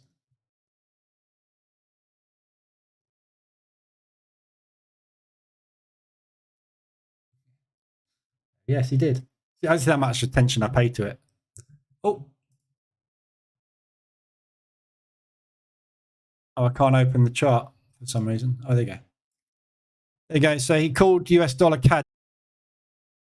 But look at the call. There's no stop loss on it, right? So he's saying go short, right? What? Right. The price is up here. What now? What? If he's saying it's a stop out, where was it? There? He'll call it there. No, it's not. It's just, this is the problem with 90% of signal services that you pay for. Even if they call it their special friends group or whatever. Everything is woolly. So woolly that when it's going well, it's brilliant. When it's not, they're like brokers, basically, signal services, yeah? When it's going well, it's all going well. You keep all your customers. When it's not going well, your customers will leave you. So you've got to find new customers. So you use all the money that you made from those customers, you put it into marketing to get more customers. That's what brokers do. 75% of brokers' customers lose their accounts. So they have to replace those 75% with new customers. Yeah. It's all smoke and mirrors. There's none of the coming in every day, seeing exactly the same P&L on the screen stuff. Yeah, there's none of that transparency because they're all trying to flog you something. So I can make stuff look. If I never showed you this P&L, you would never know anything, would you? You just wouldn't know. But you can verify this by checking every single day. You can see the same numbers just moving down, down, down here because it's the same thing all the time. You can see it all playing out. I've been in this thing for 2 weeks. You've watched it every day. It'll go back to profit at some point soon. And if it doesn't, you'll see it turn red, won't you? But US dollar CAD is going down, was posted at 10:27 this morning. Whoops. What's the outcome of this? What is the outcome of this? What have you made or lost on this trade? The next post that comes in will be after a big move on FOMC tomorrow where he's made $7,000 or something. That's what you'll see next. You won't see what the result of this was. Because it's not good, is it? He says he discusses stops only in his paid service. Yeah, okay. But I thought he hedged. There isn't a stop, is there? There's a hedge. Again, woolly. It's all woolly. Jokes aside, you should feel free to make it a paid channel. I know. US dollar CAD missed my TP by 1 pip. And that's, again, people like Tom Hugard, who I do respect. Don't be a dick for a tick. If you missed your TP by 1 pip, you're a dick. Sorry, I don't mean that. But this is why I closed out today on this. Look, that is such a legitimate saying. I know we make a joke of it, but this thing, when we got down to here, was doing this, wasn't it? And I was watching this 5-minute candle going, I can't really get to your target, which is here. So I shut it because I'm not a dick. It did hit target, but if it hadn't have hit target, I'm not the dick. That's money. Yeah? That is not money. So take it. If it gets close, take it. Nothing is rigid in this industry. What's your TP and stop loss? What's your risk reward ratio? It's not. It's money. If it's green, it goes in there. If it's not, I wait for it to go in there. There is no rigidity in trading. No one that makes money in this industry is using a mechanical trading system. Again, that bloke that sells his mechanical trading system that everybody's past prop with. Again, no one ever comes into this channel and ever tells me they've done any of these courses. And I have no idea if they're good. I might be completely missing the best thing since sliced bread with all these courses out there. It's just that everyone I've bought before these ones that are now on YouTube have all been crap and none of them have made money. So maybe some people have cracked it with something mechanical that works every day out of the box, but I haven't found it. Out of principle, I will never pay again. So I hope you don't. Yeah. It's not, I'm not going to do it. I'm not going to charge for the YouTube channel. I just need to, my life is not education. That's not what I do. I trade. This is the thing. It's not about making money out of selling courses and stuff like all these other people do. The problem is I still seem to provide the same amount of service and time to people who get it for free. And it's because I got taught for free. But when I look at how I got taught for free, it was very, very slow, the responses, which encouraged me to go and find out information myself. Nowadays, we work in a industry where somebody types a message, you get a ping and you respond to it. I didn't get that. I would post a message on a forum, and if I got a reply the next day, I'll be like, whew, that was quick. So you went out and found out your own answers and information. Doesn't work like that anymore, does it? I thought that too, but I moved my TP down by 5 or 10 pips. Yeah. US dollar CAD, prime example. Support resistance is an area. It's there. It's maybe there. It might be there. Could be that one up there. Might be this one here that we're looking at. Don't know. It's somewhere in the region of that. Yeah. So when you get in the region of that and you see something going like that, when it's got beyond its ADR, take it off. Don't use a TP. This is why I've constantly got my P&L showing over on this other monitor. So I'm glancing at this all the time, and I see this. So I see stuff go green, and I go, ooh, and I'll look at it. You've got to be on the ball with it. You can't, you know, if your TP was there, you're gutted. But my TP would be at a point that's green, and I would have seen it before it got there, and I'd be paying attention to it, unless I'm asleep, obviously, in which case then TPs either get hit or they get missed. Nothing you can do about those.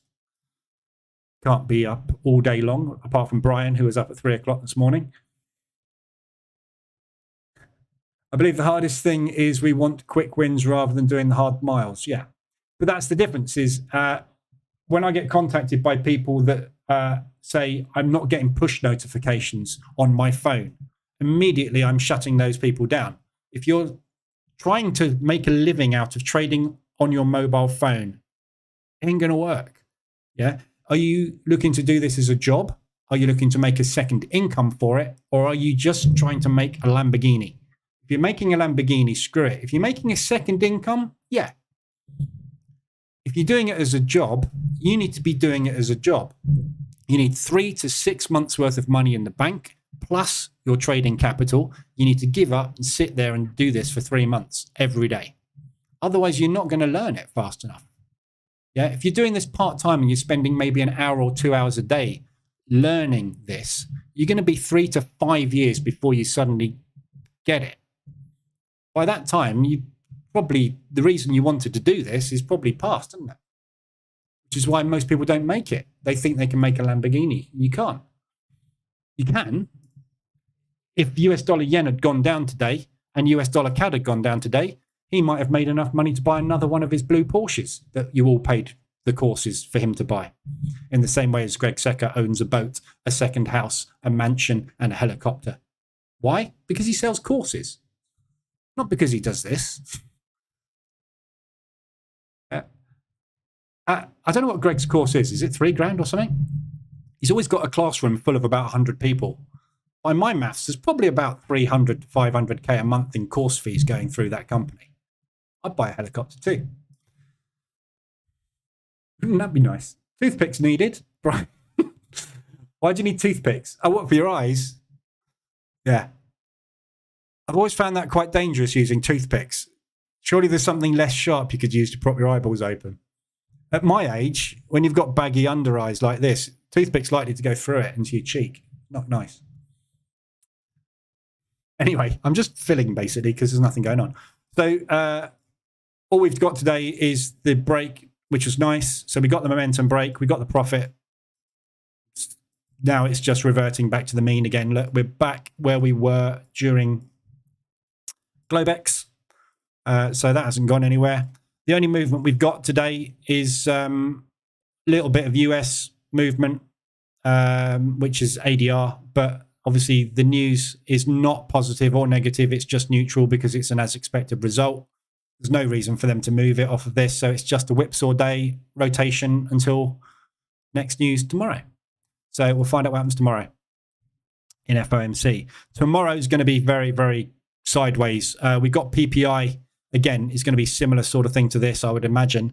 And then we're just going to be in a holding pattern until FOMC tomorrow evening. I wouldn't be surprised after saying on yesterday how much of a nutty week this is going to be. This could be a flatline week for all I know, because nobody's going to want to do anything with any of this, are they? All of this is going to come out as expected. No one's going to change their interest rates. Inflation hasn't moved. It's probably going to be a completely flat, crap week, isn't it? And the indices are just going to do that. No Santa rally. I like Dr. David Paul. Paul's saying, which put your buys where other people's stops are. Yeah. Do the opposite. One thing I learned from Steve Mauro was the herd mentality. Yeah, how we all do the same thing at the same time. Yeah, it's this the retail sentiment thing. Yeah, how the market moves as the market moves, because the market moves. So the market moves because of market movement, if that makes sense. The reason we potentially will stop going up here and come back down again is because that's what happened last time. So we all see that.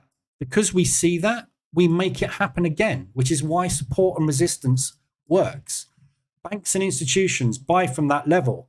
Banks and institutions see the point that was bought last time and they buy it because it was bought last time. So they make themselves a self-fulfilling prophecy.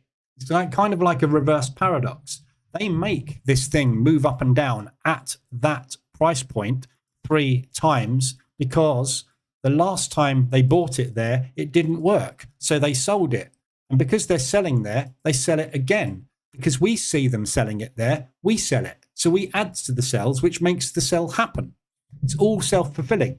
So when you get to these stop out levels where price moves above them and then pulls back down again, it goes a little bit beyond it or a little bit below it. Those are exactly where you should be taking a trade. Except the thing that David Paul didn't know was, which way is it going to go?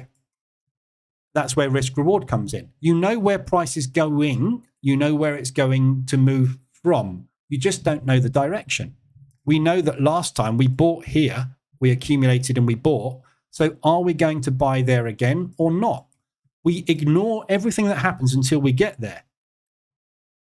Yeah, my support resistance strategy is very simple.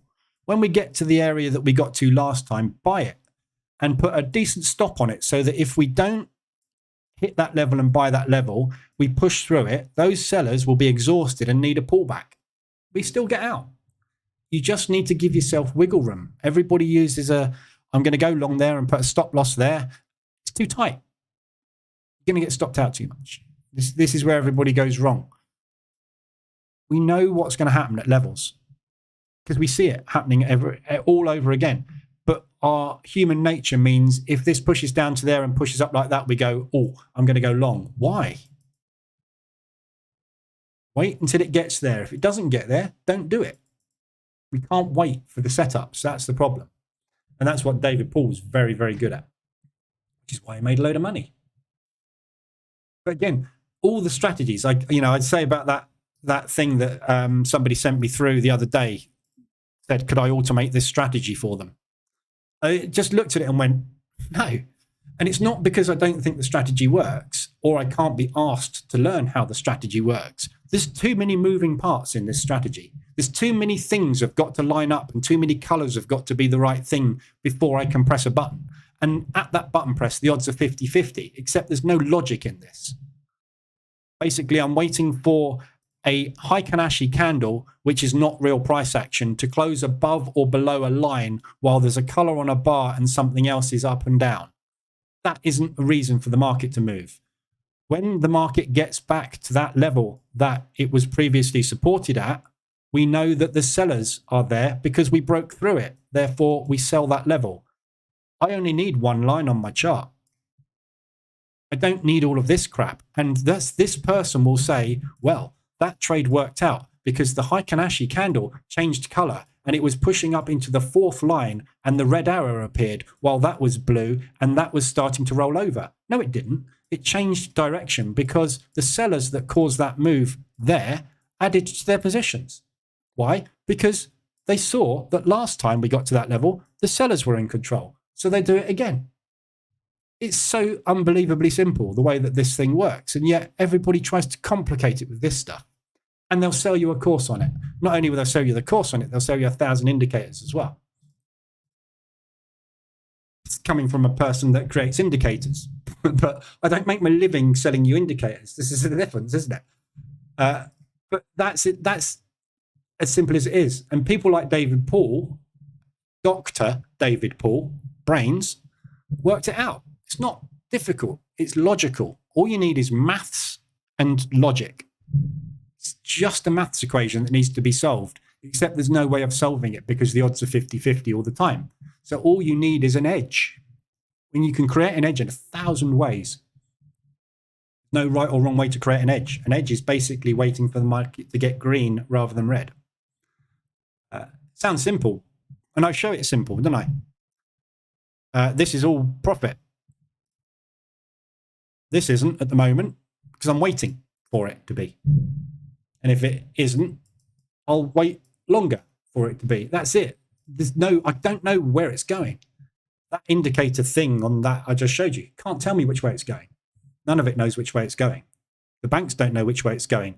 When it gets to this area here, it depends how many banks are long and short. If there's more long than short, it's going up. If there's more short than long, it's going down. That is literally all that's going to make the decision there. Nothing more than the bank's balance, long or short, on their order book. Simple. And people like David Paul knew that. They worked it out.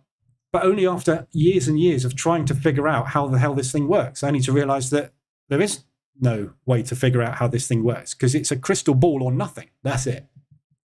There's only one person that knows how this works, and his name's John Wick, and he's a psychic. Other than that, you're stuffed. DAX made an all-time high. I suspect the US will do the same. Possibly. FOMC obviously is going to potentially drive this up tomorrow. So if the US dollar drops tomorrow on FOMC, the stock market will rally. So that would be potentially the start of the Santa rally tomorrow. But it's getting a bit late. You know, we're on the 12th of December. We'd normally have started by now. So I'm not convinced we're getting one this year. It's a bit late, isn't it, to be talking about Santa rallies. If you look at the daily chart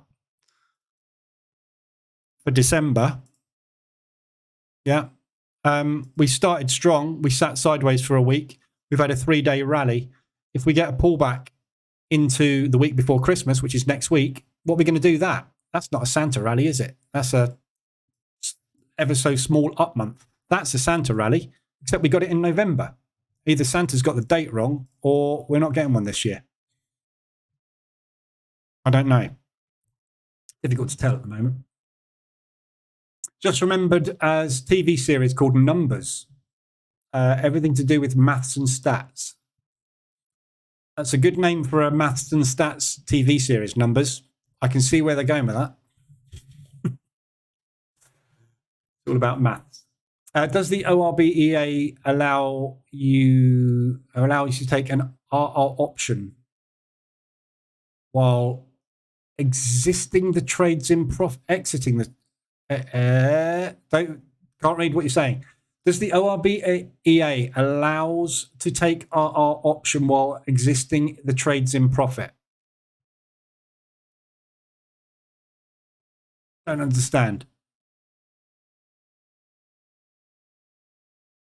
So the ORBEA, yes, you can set risk reward, and it's basically TP multiplier. Yeah, so you have a TP multiplier. So anything above 100 is 1-to-1, 150 is 1.5-to-1, etc., etc. It's all covered in the manual. If you want to know anything about any of the products that I make, there's extenuous videos. That's not the right word. Extensive videos describing exactly how all inputs work and everything about them. And there's also a detailed manual which explains in many details how it all works. So look who's come up on my look. There he is again. Stalking me. You watch, I'll get challenged to a trading competition soon. No thanks. I can flip a coin with the best of them, but it's luck. Right, that's all I've got for you today. I'm nearly out of EuroCAD. It'd be lovely to get out of this today. We've got a beautiful 3-bar reversal going in. Look, down, pause, push. Start of a reversal back up into propulsion to retest that level. Potentially if it's going to drop. So that would be beautiful if we can get another update tomorrow. But like I said, if this is break even minus my... God, look how much. Right, we're break even on the position. That's my swap. That's what that's cost me to hold this. $320 plus commission. Swap and commission. I'm in drawdown by swap and commission, basically, which is 1/3%. So yeah, if we can get a push up, basically, and I can get out of this just for vanity's sake with the green today, I will. But we've got no news tomorrow until PPI at 1:30 now. We've got the GDP, which won't affect the EuroCAD, but the PPI figure will affect the CAD tomorrow. So I'll see where we are. I might hold this. I might do a bit of DD control. I don't know. But I think some people are already out of this that were in it with me anyway. Tom Hugard also trades basic, simple strategies. Yeah. There's a really good video series on YouTube called have I got him in here? I've got loads of traders that I've looked at over the years. No, there's old Roger Banks. I haven't got it in there. What's the guy's name? No Nonsense Forex.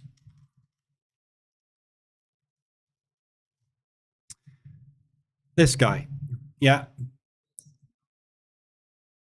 Really like his stuff. If you look at his videos, is he still going? Blimey, he is still going. Oh, he's running a podcast now. Oh, okay.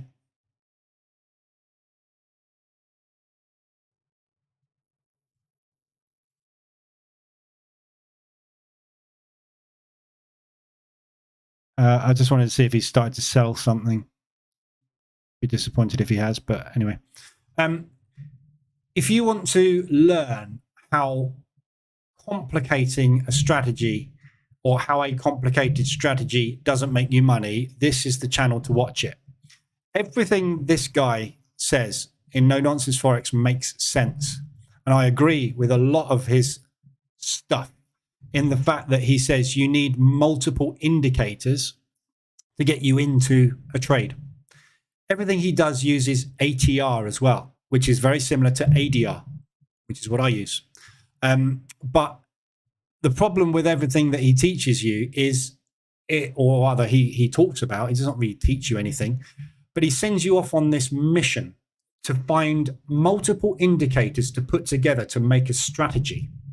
What you realize when you go down that route and you try to do that is that all you're going to do is find out that backtesting makes you curve fit indicators onto an instrument, and none of them make you more or less profitable than any other.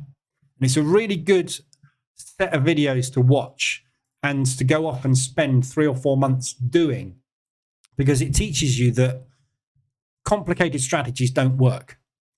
The simplest strategies, the best strategies in the world, literally give you an entry and an exit using either 1 or 2 indicators at the most, i.e.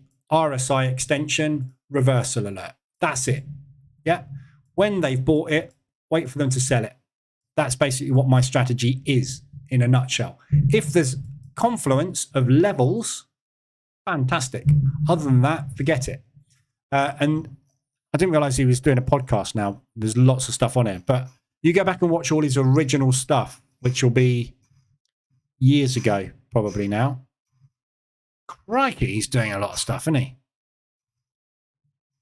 There you go, this stuff. All of this chalkboard stuff from 5 years ago. Is it that long ago? Wow. Really good, really useful. And it teaches you as well how to not try and improve a strategy, how to remove the loss from your strategy. Another good point that you'll get from this guy. The Dirty Dozen, 12 technical analysis tools to avoid. Do you know what's in there?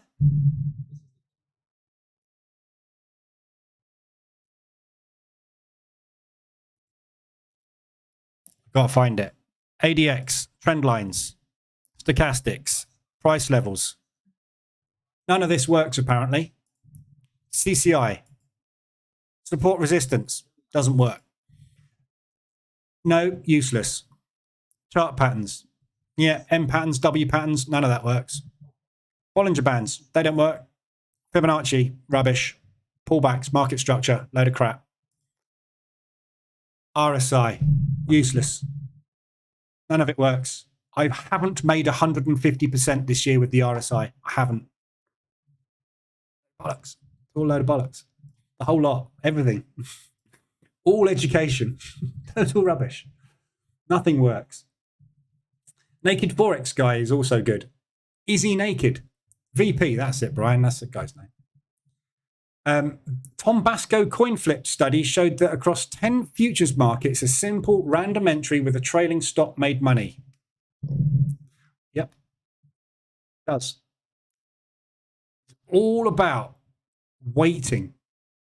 The one thing you are not able to do, the psychology part of it. That's what the bootcamp teaches you. The whole bootcamp revolves around one thing. What is the problem with you and as a trader? What can't you do? This stuff. This is why you don't make it as a trader. Yeah. All of this stuff is the reason you don't make money. Yeah. If you could just press the button and wait, you would. But you can't, because you have to find the thing that makes you money with a massive reward, a tiny risk, and an accuracy of 50% plus. That's what you're taught. Everybody teaches you to do that. That causes all of these problems, and every single one of those is making you lose money. Every course, that YouTube video VP runs, yeah, it tells you about all those stuff that doesn't work. All the stuff I use on a daily basis that makes me a fortune. None of it works. And it's true. It hits the resistance, it bounces off, and then it flies through it. It didn't work. No, but the next one will. Sorry, VP, it does work, but only 50% of the time is what you should have said. And I know that, so that's why I wait for the next one. They're like buses, trades. all you're doing is you're taking a loss. Don't take a loss. Just get on the next bus. Wait. Thing that nobody's got, time. And that coin flip strategy, yeah, I've done it in my old live rooms. I used to run on what's the thing called that we used in COVID that stock price went through the roof. I'm thinking of Stripe. It's a payment provider. Oh my God, what's it called? That communication device.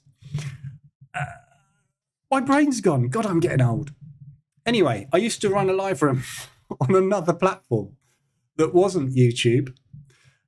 I can't remember what it's called. But anyway, I used to do on a regular basis a thing there where people would just basically shout a time frame, shout an instrument, and shout a direction. And I would basically go, no problem, hit the button. We'll come back in the afternoon and we'll have a look at how it's done. If it hadn't worked, I'd hit the button again. We'd come back tomorrow and see how it's done. If it hadn't worked, we'd hit the button. We'd come back tomorrow and see how it's done. If it had worked, we'd take the money. And we just literally would do that. People would pick an instrument, a time frame, and a direction at random, 3 different people live, and we would make money on every single trade. Because the fact that the price is at this point now means nothing. It doesn't mean it's going up or down. It means nothing, does it? It's a coin flip. Is it going down for the next candle or up for the next candle? What's the odds? Heads or tails? You choose. I don't know. As soon as you get that through your head, zoom, that's it. My God, how old am I getting?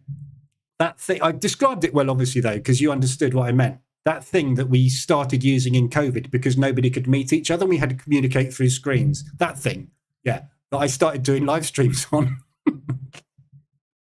Zoom, oh my God. I traded no-nonsense Forex for 2 years and became break-even. Cool. It will help you. It's good, but it won't. You will not still be able to make a profitable strategy. You will be able to identify how to remove losses. But if you don't have an edge, it won't be profitable. That's the thing. That's the difference. Your edge is created by a simple equation. However, the thing that he teaches you to do is to put a stop loss at an average true range from your entry. That thing is never going to make you profitable. Can't do. Because when it gets hit, you lose money.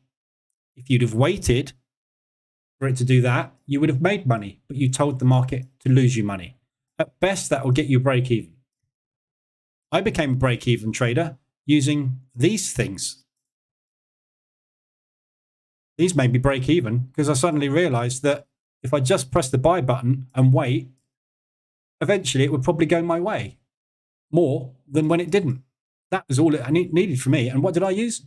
2 moving averages. 1 indicator made me break even. Didn't make me profitable though. Do position trading since 6 months and you're a profitable trader now? Yeah. You can't, it's very difficult not to make money when you're only placing orders in the market to make you money. That's the difference. It's a very simple thing. But if you only place orders in the market that make you money, like on this chart right now, the only thing that can make me money right now is that. There is nothing that can lose me money. So if the only thing that can happen is you make money, you will make money. If what you do, and this is the other thing that gets my goat about these courses that teach you to use a soft take profit. You get in the market, you put a hard stop in, but you leave your take profit soft. We'll get out when we think we're going to get out. So all you're doing is you're saying the only thing that could possibly happen is I could get out mechanically. You're leaving me, the undiscretionable trader that's never traded in his life, having no idea how this thing moves, the opportunity to get out at some point in the future, but always make a loss. How's that ever? Loonies, a lot of them. I identify with all 10. Still made money through this year. Yeah. If you know how to make money, that's it. It's all about understanding how the market moves. It's not understanding how to read an indicator, find the right one. It's understanding how it moves. It goes up and down. That's it. It goes up and down. Randomly. Driven by these things. That's it. That's all that happens. If Russia shoot a missile into Poland today, every single one of these will go down faster than you could possibly get an order on. It's got nothing to do with a line or an indicator. It's got to do with a Russian missile. That's it. Completely random whether or not he presses that button. I don't understand from VP is the whole banks are after your stop stuff. Yeah, well, that's part of the smart money concepts thing. Banks aren't after your stop losses. Banks are after retail. Banks are after liquidity. Yeah. Liquidity is provided at areas that the price has moved from. That's literally it. The reason people came up with the smart money concept is because they saw that price is not a line. Price is an area. Yeah. This is all being sold from that area. And it's being sold from that area. And it's being sold from that area. It's not there, or there. It's that area. This is where people go, hey, have you noticed every time it shoots above that line, it comes down? And I would say, hey, have you noticed every time it doesn't quite get to that line, it comes back down? And they go, no. Well, because it didn't get to that line. So you didn't have something to look at, did you? But what you should have been looking at is the fact that it's just making highs and lows that are lower and higher than the other ones. Yeah. It's random. Sometimes it will go above that line. Sometimes it will go below that line. Because sometimes there's enough people to push it above the line. Sometimes there's not.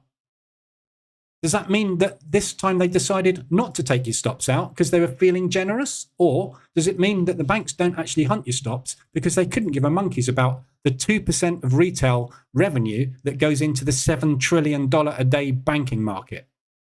Probably the latter. Smart money concepts. Best thing to do is not use them. That's the smartest thing to do. And you'll hear me use the term stop run every now and again, because it's just programmed into your back of your brain. You can't avoid it. You're just like, oh, look, they're probably running stops.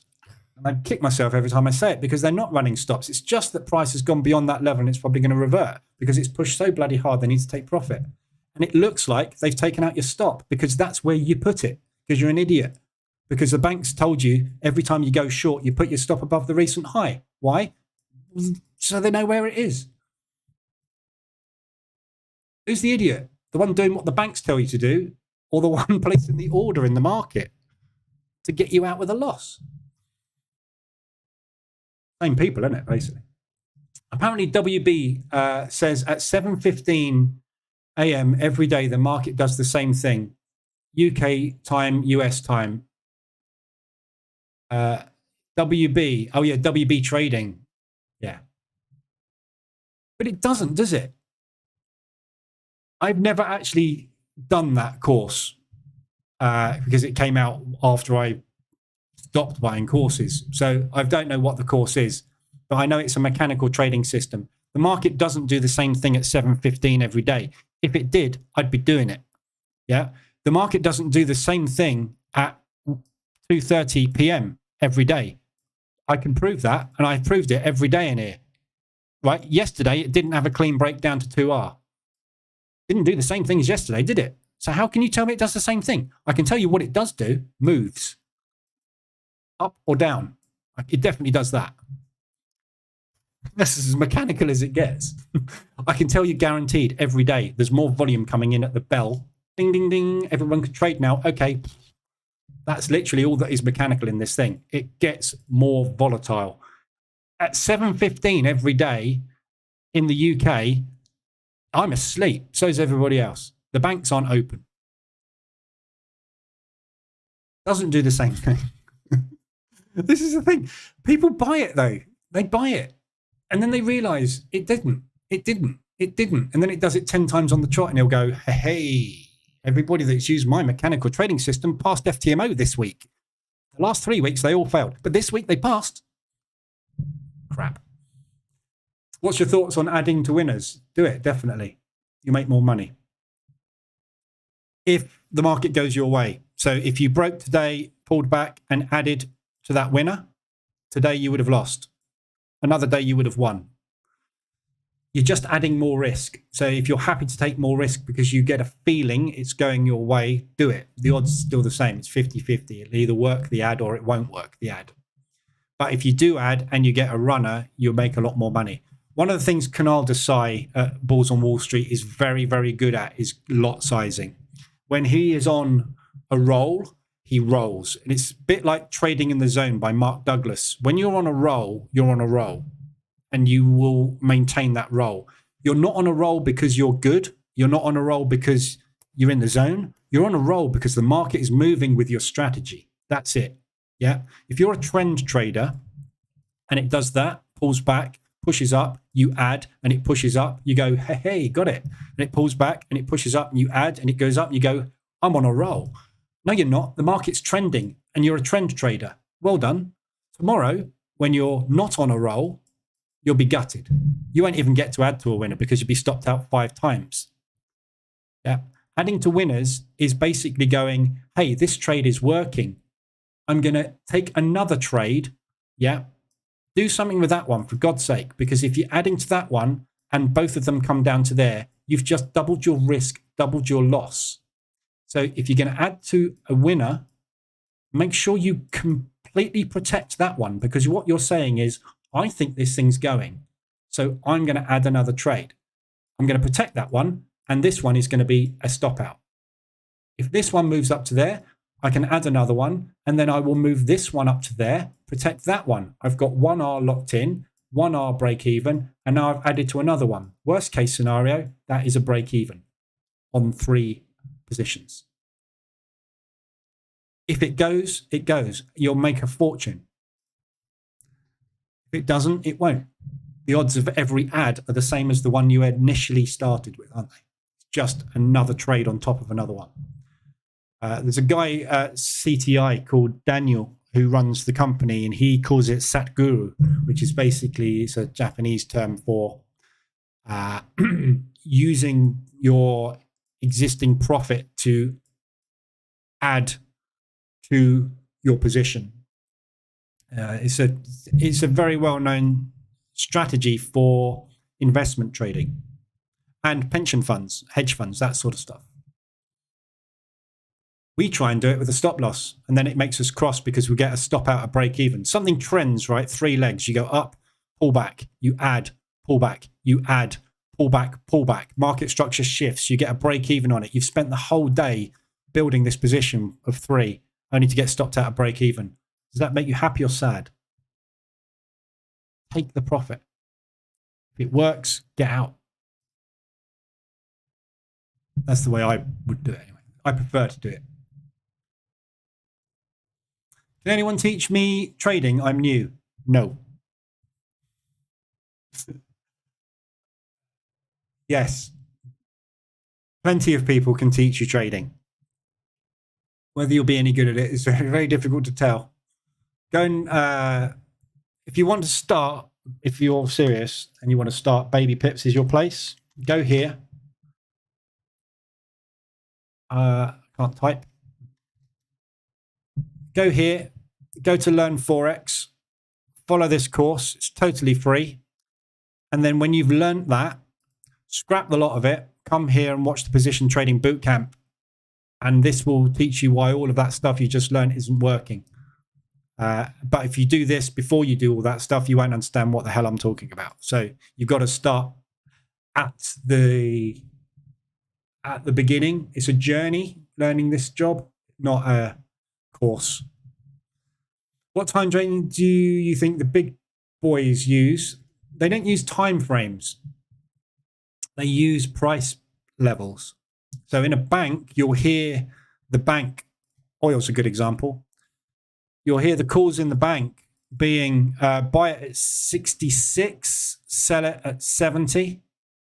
They're not looking at candlesticks. They don't care how fast it's come down. They don't care whether it's come down 3 days in a row. They're buying it at 66 and they're going to sell it at 70 at a profit. If it comes down to 64, they'll buy it again. They'll average in and they'll get out at 70. They don't look at the charts in the same way as we do. They use area charts most of the time because area charts show you what is happening. It's a little bit like my moving averages. Yeah.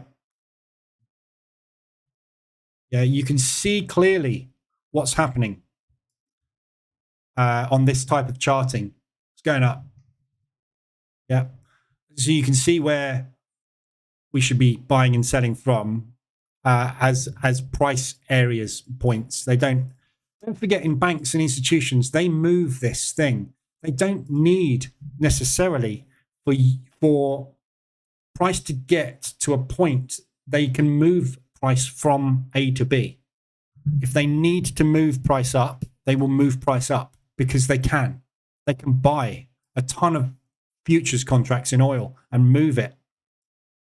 As long as there's not somebody that is ridiculously against them, they won't be, because they're all doing the same thing. They know the same thing. They do the same thing. They follow the same systems and instruments and fundamentals. Everything's the same in the banks, except they have different times when they do things. It's like a little club. Yeah. HSBC says, I'm going to put a massive oil order in this afternoon. Don't short oil. All right. But if you could fill half my order, that'd be great.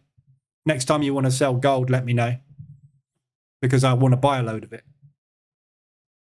Moves up and down. They can't not make money when they have the power to move the market to the price they want it to be at. We, on the other hand, have to follow in their footprints and identify where they place those orders, because usually they'll want to come back to them to complete them, or stop run them if you're following smart money concepts. I wanted it to draw my support and resistance. So yeah, exactly, Derej, as I've just said.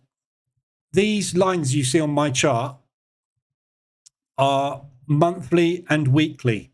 Yeah, so I am using time frames to draw these lines because price moves around a lot.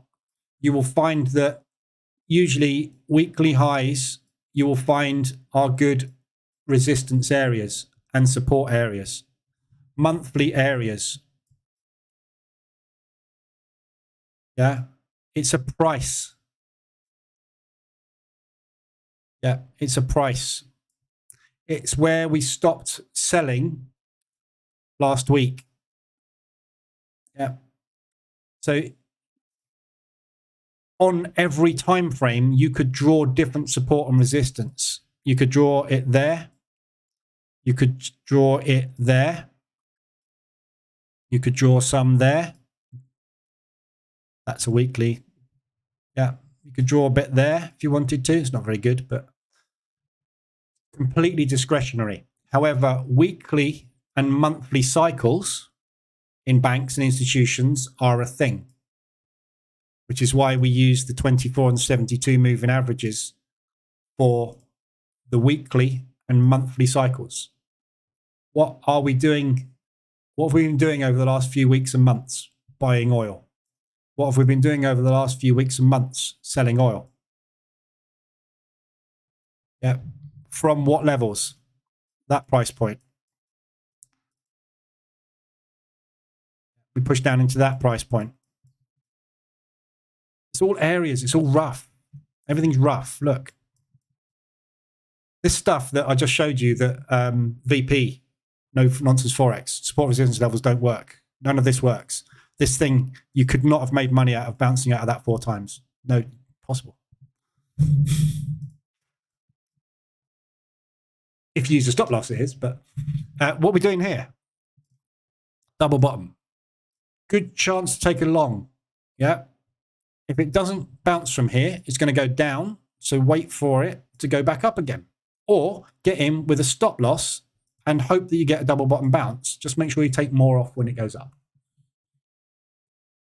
But it's a level, 66.82. It's, sorry, 68. So it's what, 68.5, 68.75, 69. Call it what you like. The banks are calling it buy it around 69. Well, I tried to buy it at 69, but some other bank pushed me down to 68.85, boss. So I just buy 68.85 then. Just roughly buy about 69 and we'll sell it about 70. Make more on it than we lose. That's it. There's no indicators, lines, candlesticks, time frames. It's price action at support and resistance. I bought the WB trading program, Ryan. Did you?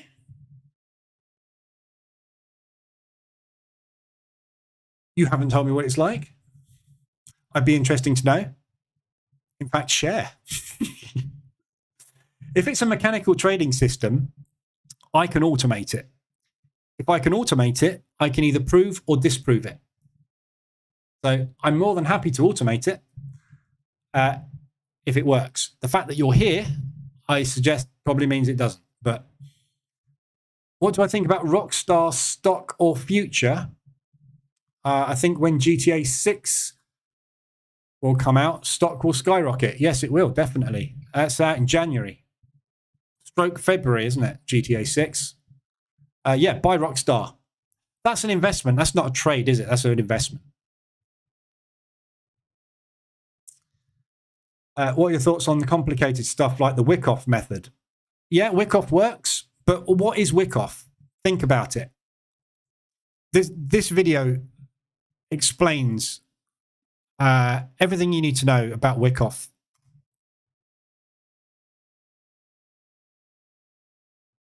Right.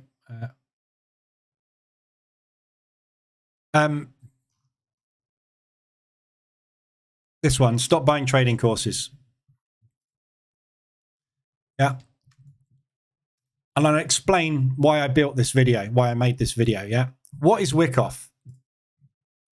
Wyckoff is basically, in a nutshell, I can see a Wyckoff spring on this chart right now.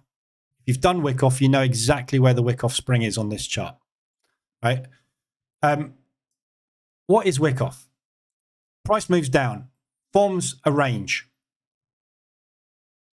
has a spring, which is a lower low, pushes back up again, a stop run, retests the high of the range, breaks out the high of the range, retests and pops. What is that Wyckoff strategy? Support, resistance, range, market structure. It's the same thing. Yes, I love Wyckoff. I hate it because they will tell you on that spring to put a stop down there, and when they double bottom it with a stop run W, as Steve Mauro would call it, don't trade until they hit the stops, you'll have missed the trade. But what is it? Support and resistance. What is every trading course on the planet? Support and resistance. It's all support and resistance. The difference is they push a stop loss on you and tell you to take a loss. So yeah, Wyckoff theory works. What is also Wyckoff based on? Elliott wave. What is Elliott wave based on? Fibonacci. What's Fibonacci based on? Support and resistance pullbacks, which is market structure. Same stuff, all the same stuff. I can create a new course tomorrow called the Lee double bounce method, and I will teach it to you. And what it will be is when you hit a level and you hit a level again, if it moves up by 25% of ADR, you press the buy button and put a stop under the low. It's the Lee, what did I call it? I can't even remember what I called it now. It's basically support. But if I package it up in a blue box and sell it to you for $500, you'll buy it. I'm teaching you a double bottom bounce. And sometimes the double bottom bounces are a little bit lower and a little bit higher. It's a bit discretionary, but I'll post when they're good ones. If they don't work out, I won't. Thank you for the $500 though. Same stuff. All the same stuff. That video basically shows you all you're doing is you're buying repackaged systems and strategies. I don't know what the WB trading program is, but I'm sure if Ryan sent me the WB trading program, I would watch it and go, I've seen this. This is what that other bloke did. Except what he didn't do was use a ADR stop. He used an ATR stop based on the hourly chart. But it's the same thing. He watched that video course, repackaged it, popped it out there, sold it to you, and then you watched it and went, this doesn't work for me, but if I added an RSI filter to it, I'll repackage that and sell them that. You're still going to buy it at support and sell it at resistance. Or you're going to wait until there's a breakout and you're going to do that. It's going to be a breakout strategy a support, resistance, range bound strategy, or it's going to be a trend strategy based on market structure. There are only 3 strategies on the planet. Doesn't matter how many indicators you put on your chart, it will do side, up, or down. It will trend, range, breakout. The breakout will work or fail. If it breaks out and works, it becomes a trend. If it breaks out and fails, it becomes a range. At levels of support and resistance, sometimes it goes beyond them, which is a stop run or a wick off spring. Sometimes it doesn't. Sometimes it causes W patterns, which is an Elliott wave. Sometimes it causes these lovely little patterns that go like that and like that, and they're called Gartleys. Or M patterns. Or if there's another peak, it could be a head and shoulders pattern. What is it? It's support and resistance, which is either working or failing. All the same stuff. You can put a mathematical equation on everything and call it something else. At the end of the day, it's price moving up and down because banks and institutions are buying and selling stuff. You have no control over which way it's going or when. Pick any course on the planet. I can make it profitable. Remove the stop loss and I will make it profitable. Just reduce the risk. You're not going to buy a Lamborghini. Ryan, what was your results? Yes, Ryan, what was your results? To be fair, not bad. Well, that's good. There's 4 strategies. Each one yields around 50 to 60 R per year, all mechanical, but they're not going to make you millions in a year. There you go. Well, that's probably pretty good then. Don't get me wrong, you can make money using stops. If there was a mechanical EA, the problem is that 7:15, whatever it is, time where the same thing happens every day, which doesn't, because I can show you it doesn't. But if there's a mechanical way of getting into the market every day that has a long-term edge, that edge will continue to play out as long as that thing happens. The opening range breakout strategy has a long-term edge. It has long stagnations. So if it returns 50 to 60 R a year, the problem is that 50 to 60 R could happen in a quarter. And then for 9 months of the year, it stagnates and goes nowhere. If you join the course on the month that it's stagnating, you will leave and go somewhere else. If you backtest the strategy and firm up yourself, there's an edge there, stick it on a 10 grand account and are ready to come back to something in the region of a 50 to 60% return at the end of the year, it works. But the trouble is, it's not going to buy you a Lamborghini, and that's what you want, isn't it? So that's why they don't work. But you can make money mechanically as long as there is a long-term edge there. And the ones that make money mechanically are the ones that use big stops most of the time. Or they have an edge which works on time and momentum strategies, stock trading strategies like this. This is momentum. It only works here. If you try and run this strategy here, it won't work. It works because of a market condition. So if he's found the market condition that works at 7:15, be interested to know what it is. I'd love to automate it. I might go and buy it just so I can automate it. Bling EA, yeah. Evening, Potgaiter. I'm still on. I know it's 4:45. I've got to go in a minute.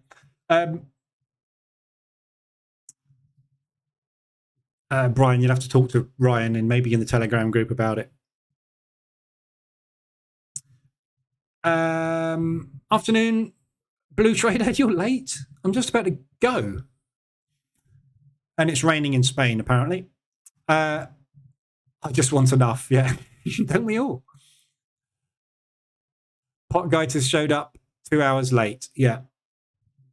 If you're not trading the open, that's fine. So, you know, people have to work and go to college and things as well. This is, you know, not everybody can do this all the time. We're lucky. Right, I'm going to leave it there because I've got to go out. I've got a class to get to. So EuroCAD is obviously teetering around ADR just because that's where my break even is. I'm just going to watch. I'm going to go to my class. I'm going to come back in an hour and a half. I suspect we'll be down here somewhere. But tomorrow obviously is FOMC. So hopefully this will get enough momentum to break out of this high. But market structure is showing me that I should be exiting here. However, we have just put in a reversal, first one. So either that is the move that we're pulling back on, and this is going to be the new lower high. Or that was the new lower high, and we've just broken structure, and now we're going to pull back long. Or not. But I'm going to give it the benefit of the doubt and see if I can squeeze some money out of this, because it'd be lovely to get over 5% for December. But anyway, we'll see what happens. Looks like afternoon trading. Yeah. If you're not out, yeah, it will be. What, guys, it's just knocked off. In Aguilas, we have sunshine. There you go. Amy's in Aguilas. That's very Spanish of me, wasn't it? I don't even know if that is in Spain. I'm assuming it is. Sounds Spanish. Could be Portuguese or something else. I don't know. I'm rubbish at geography. Right, I'll be back. Good at maths. Rubbish at geography. I'll be back tomorrow, same time, 7:50 and 2:20 for the New York session and Frankfurt. It is good. I'm glad I got that one right. If you're still in this, I wouldn't get too excited today, but you never know. We might have something that moves it. I'll be back tomorrow, 7:50 for Frankfurt. I'll be back tomorrow afternoon for the New York session. FOMC is tomorrow. I'm probably going to trade out the rest of this week. I might as well be here. But I'm not doing any FX. It's just stock index. So I'm going to see if I can squeeze some more out of this week. But we've got a lot of movement. So I just get the feeling we're going to stagnate all week, to be honest. But we'll see. FOMC might kick it into some movement tomorrow. Mechanical entry point, mechanical stop loss, mechanical TP. No emotion. Yeah. But I have to ask the question, Ryan, and he's probably answered it in his course, I would assume. If it's that mechanical, surely he should be automating it and sitting on a beach, not selling a course on it. This is the bit I don't get. If somebody has found the holy grail of mechanical entry in trading, why are they trying to sell it to you as a course? Why have they not just built I could build an EA to do whatever that system is tomorrow and then go and sit on a beach for the rest of my life. Like Greg Secker. Because if I can prove it back testing and I can forward test it mechanically with a 10K account and come back with a positive return, why would I spend my time selling it? Yeah. I've never got about any of these courses. If you've cracked it, why are you flogging it? Why aren't you doing it? Don't get it. There's something that simple. Surely it's already out there automated, isn't it? Unless there's a discretionary part to it. If there's a discretionary part to it, it's not a mechanical trading system. This is the problem. I haven't found the mechanical one in 15 years. But if it is there, great. It's Mercia, Amy, are you? My mum used to have a place in Mercia. And he went there a couple of times. That's probably why I didn't know what that other place was called. It's close to Mercia Airport. Anyway, I'll go now. I'll be back tomorrow. See you guys then. Have a good evening. And if you need anything, I'll be in Telegram. Other than that, I will see you tomorrow. Have a good one.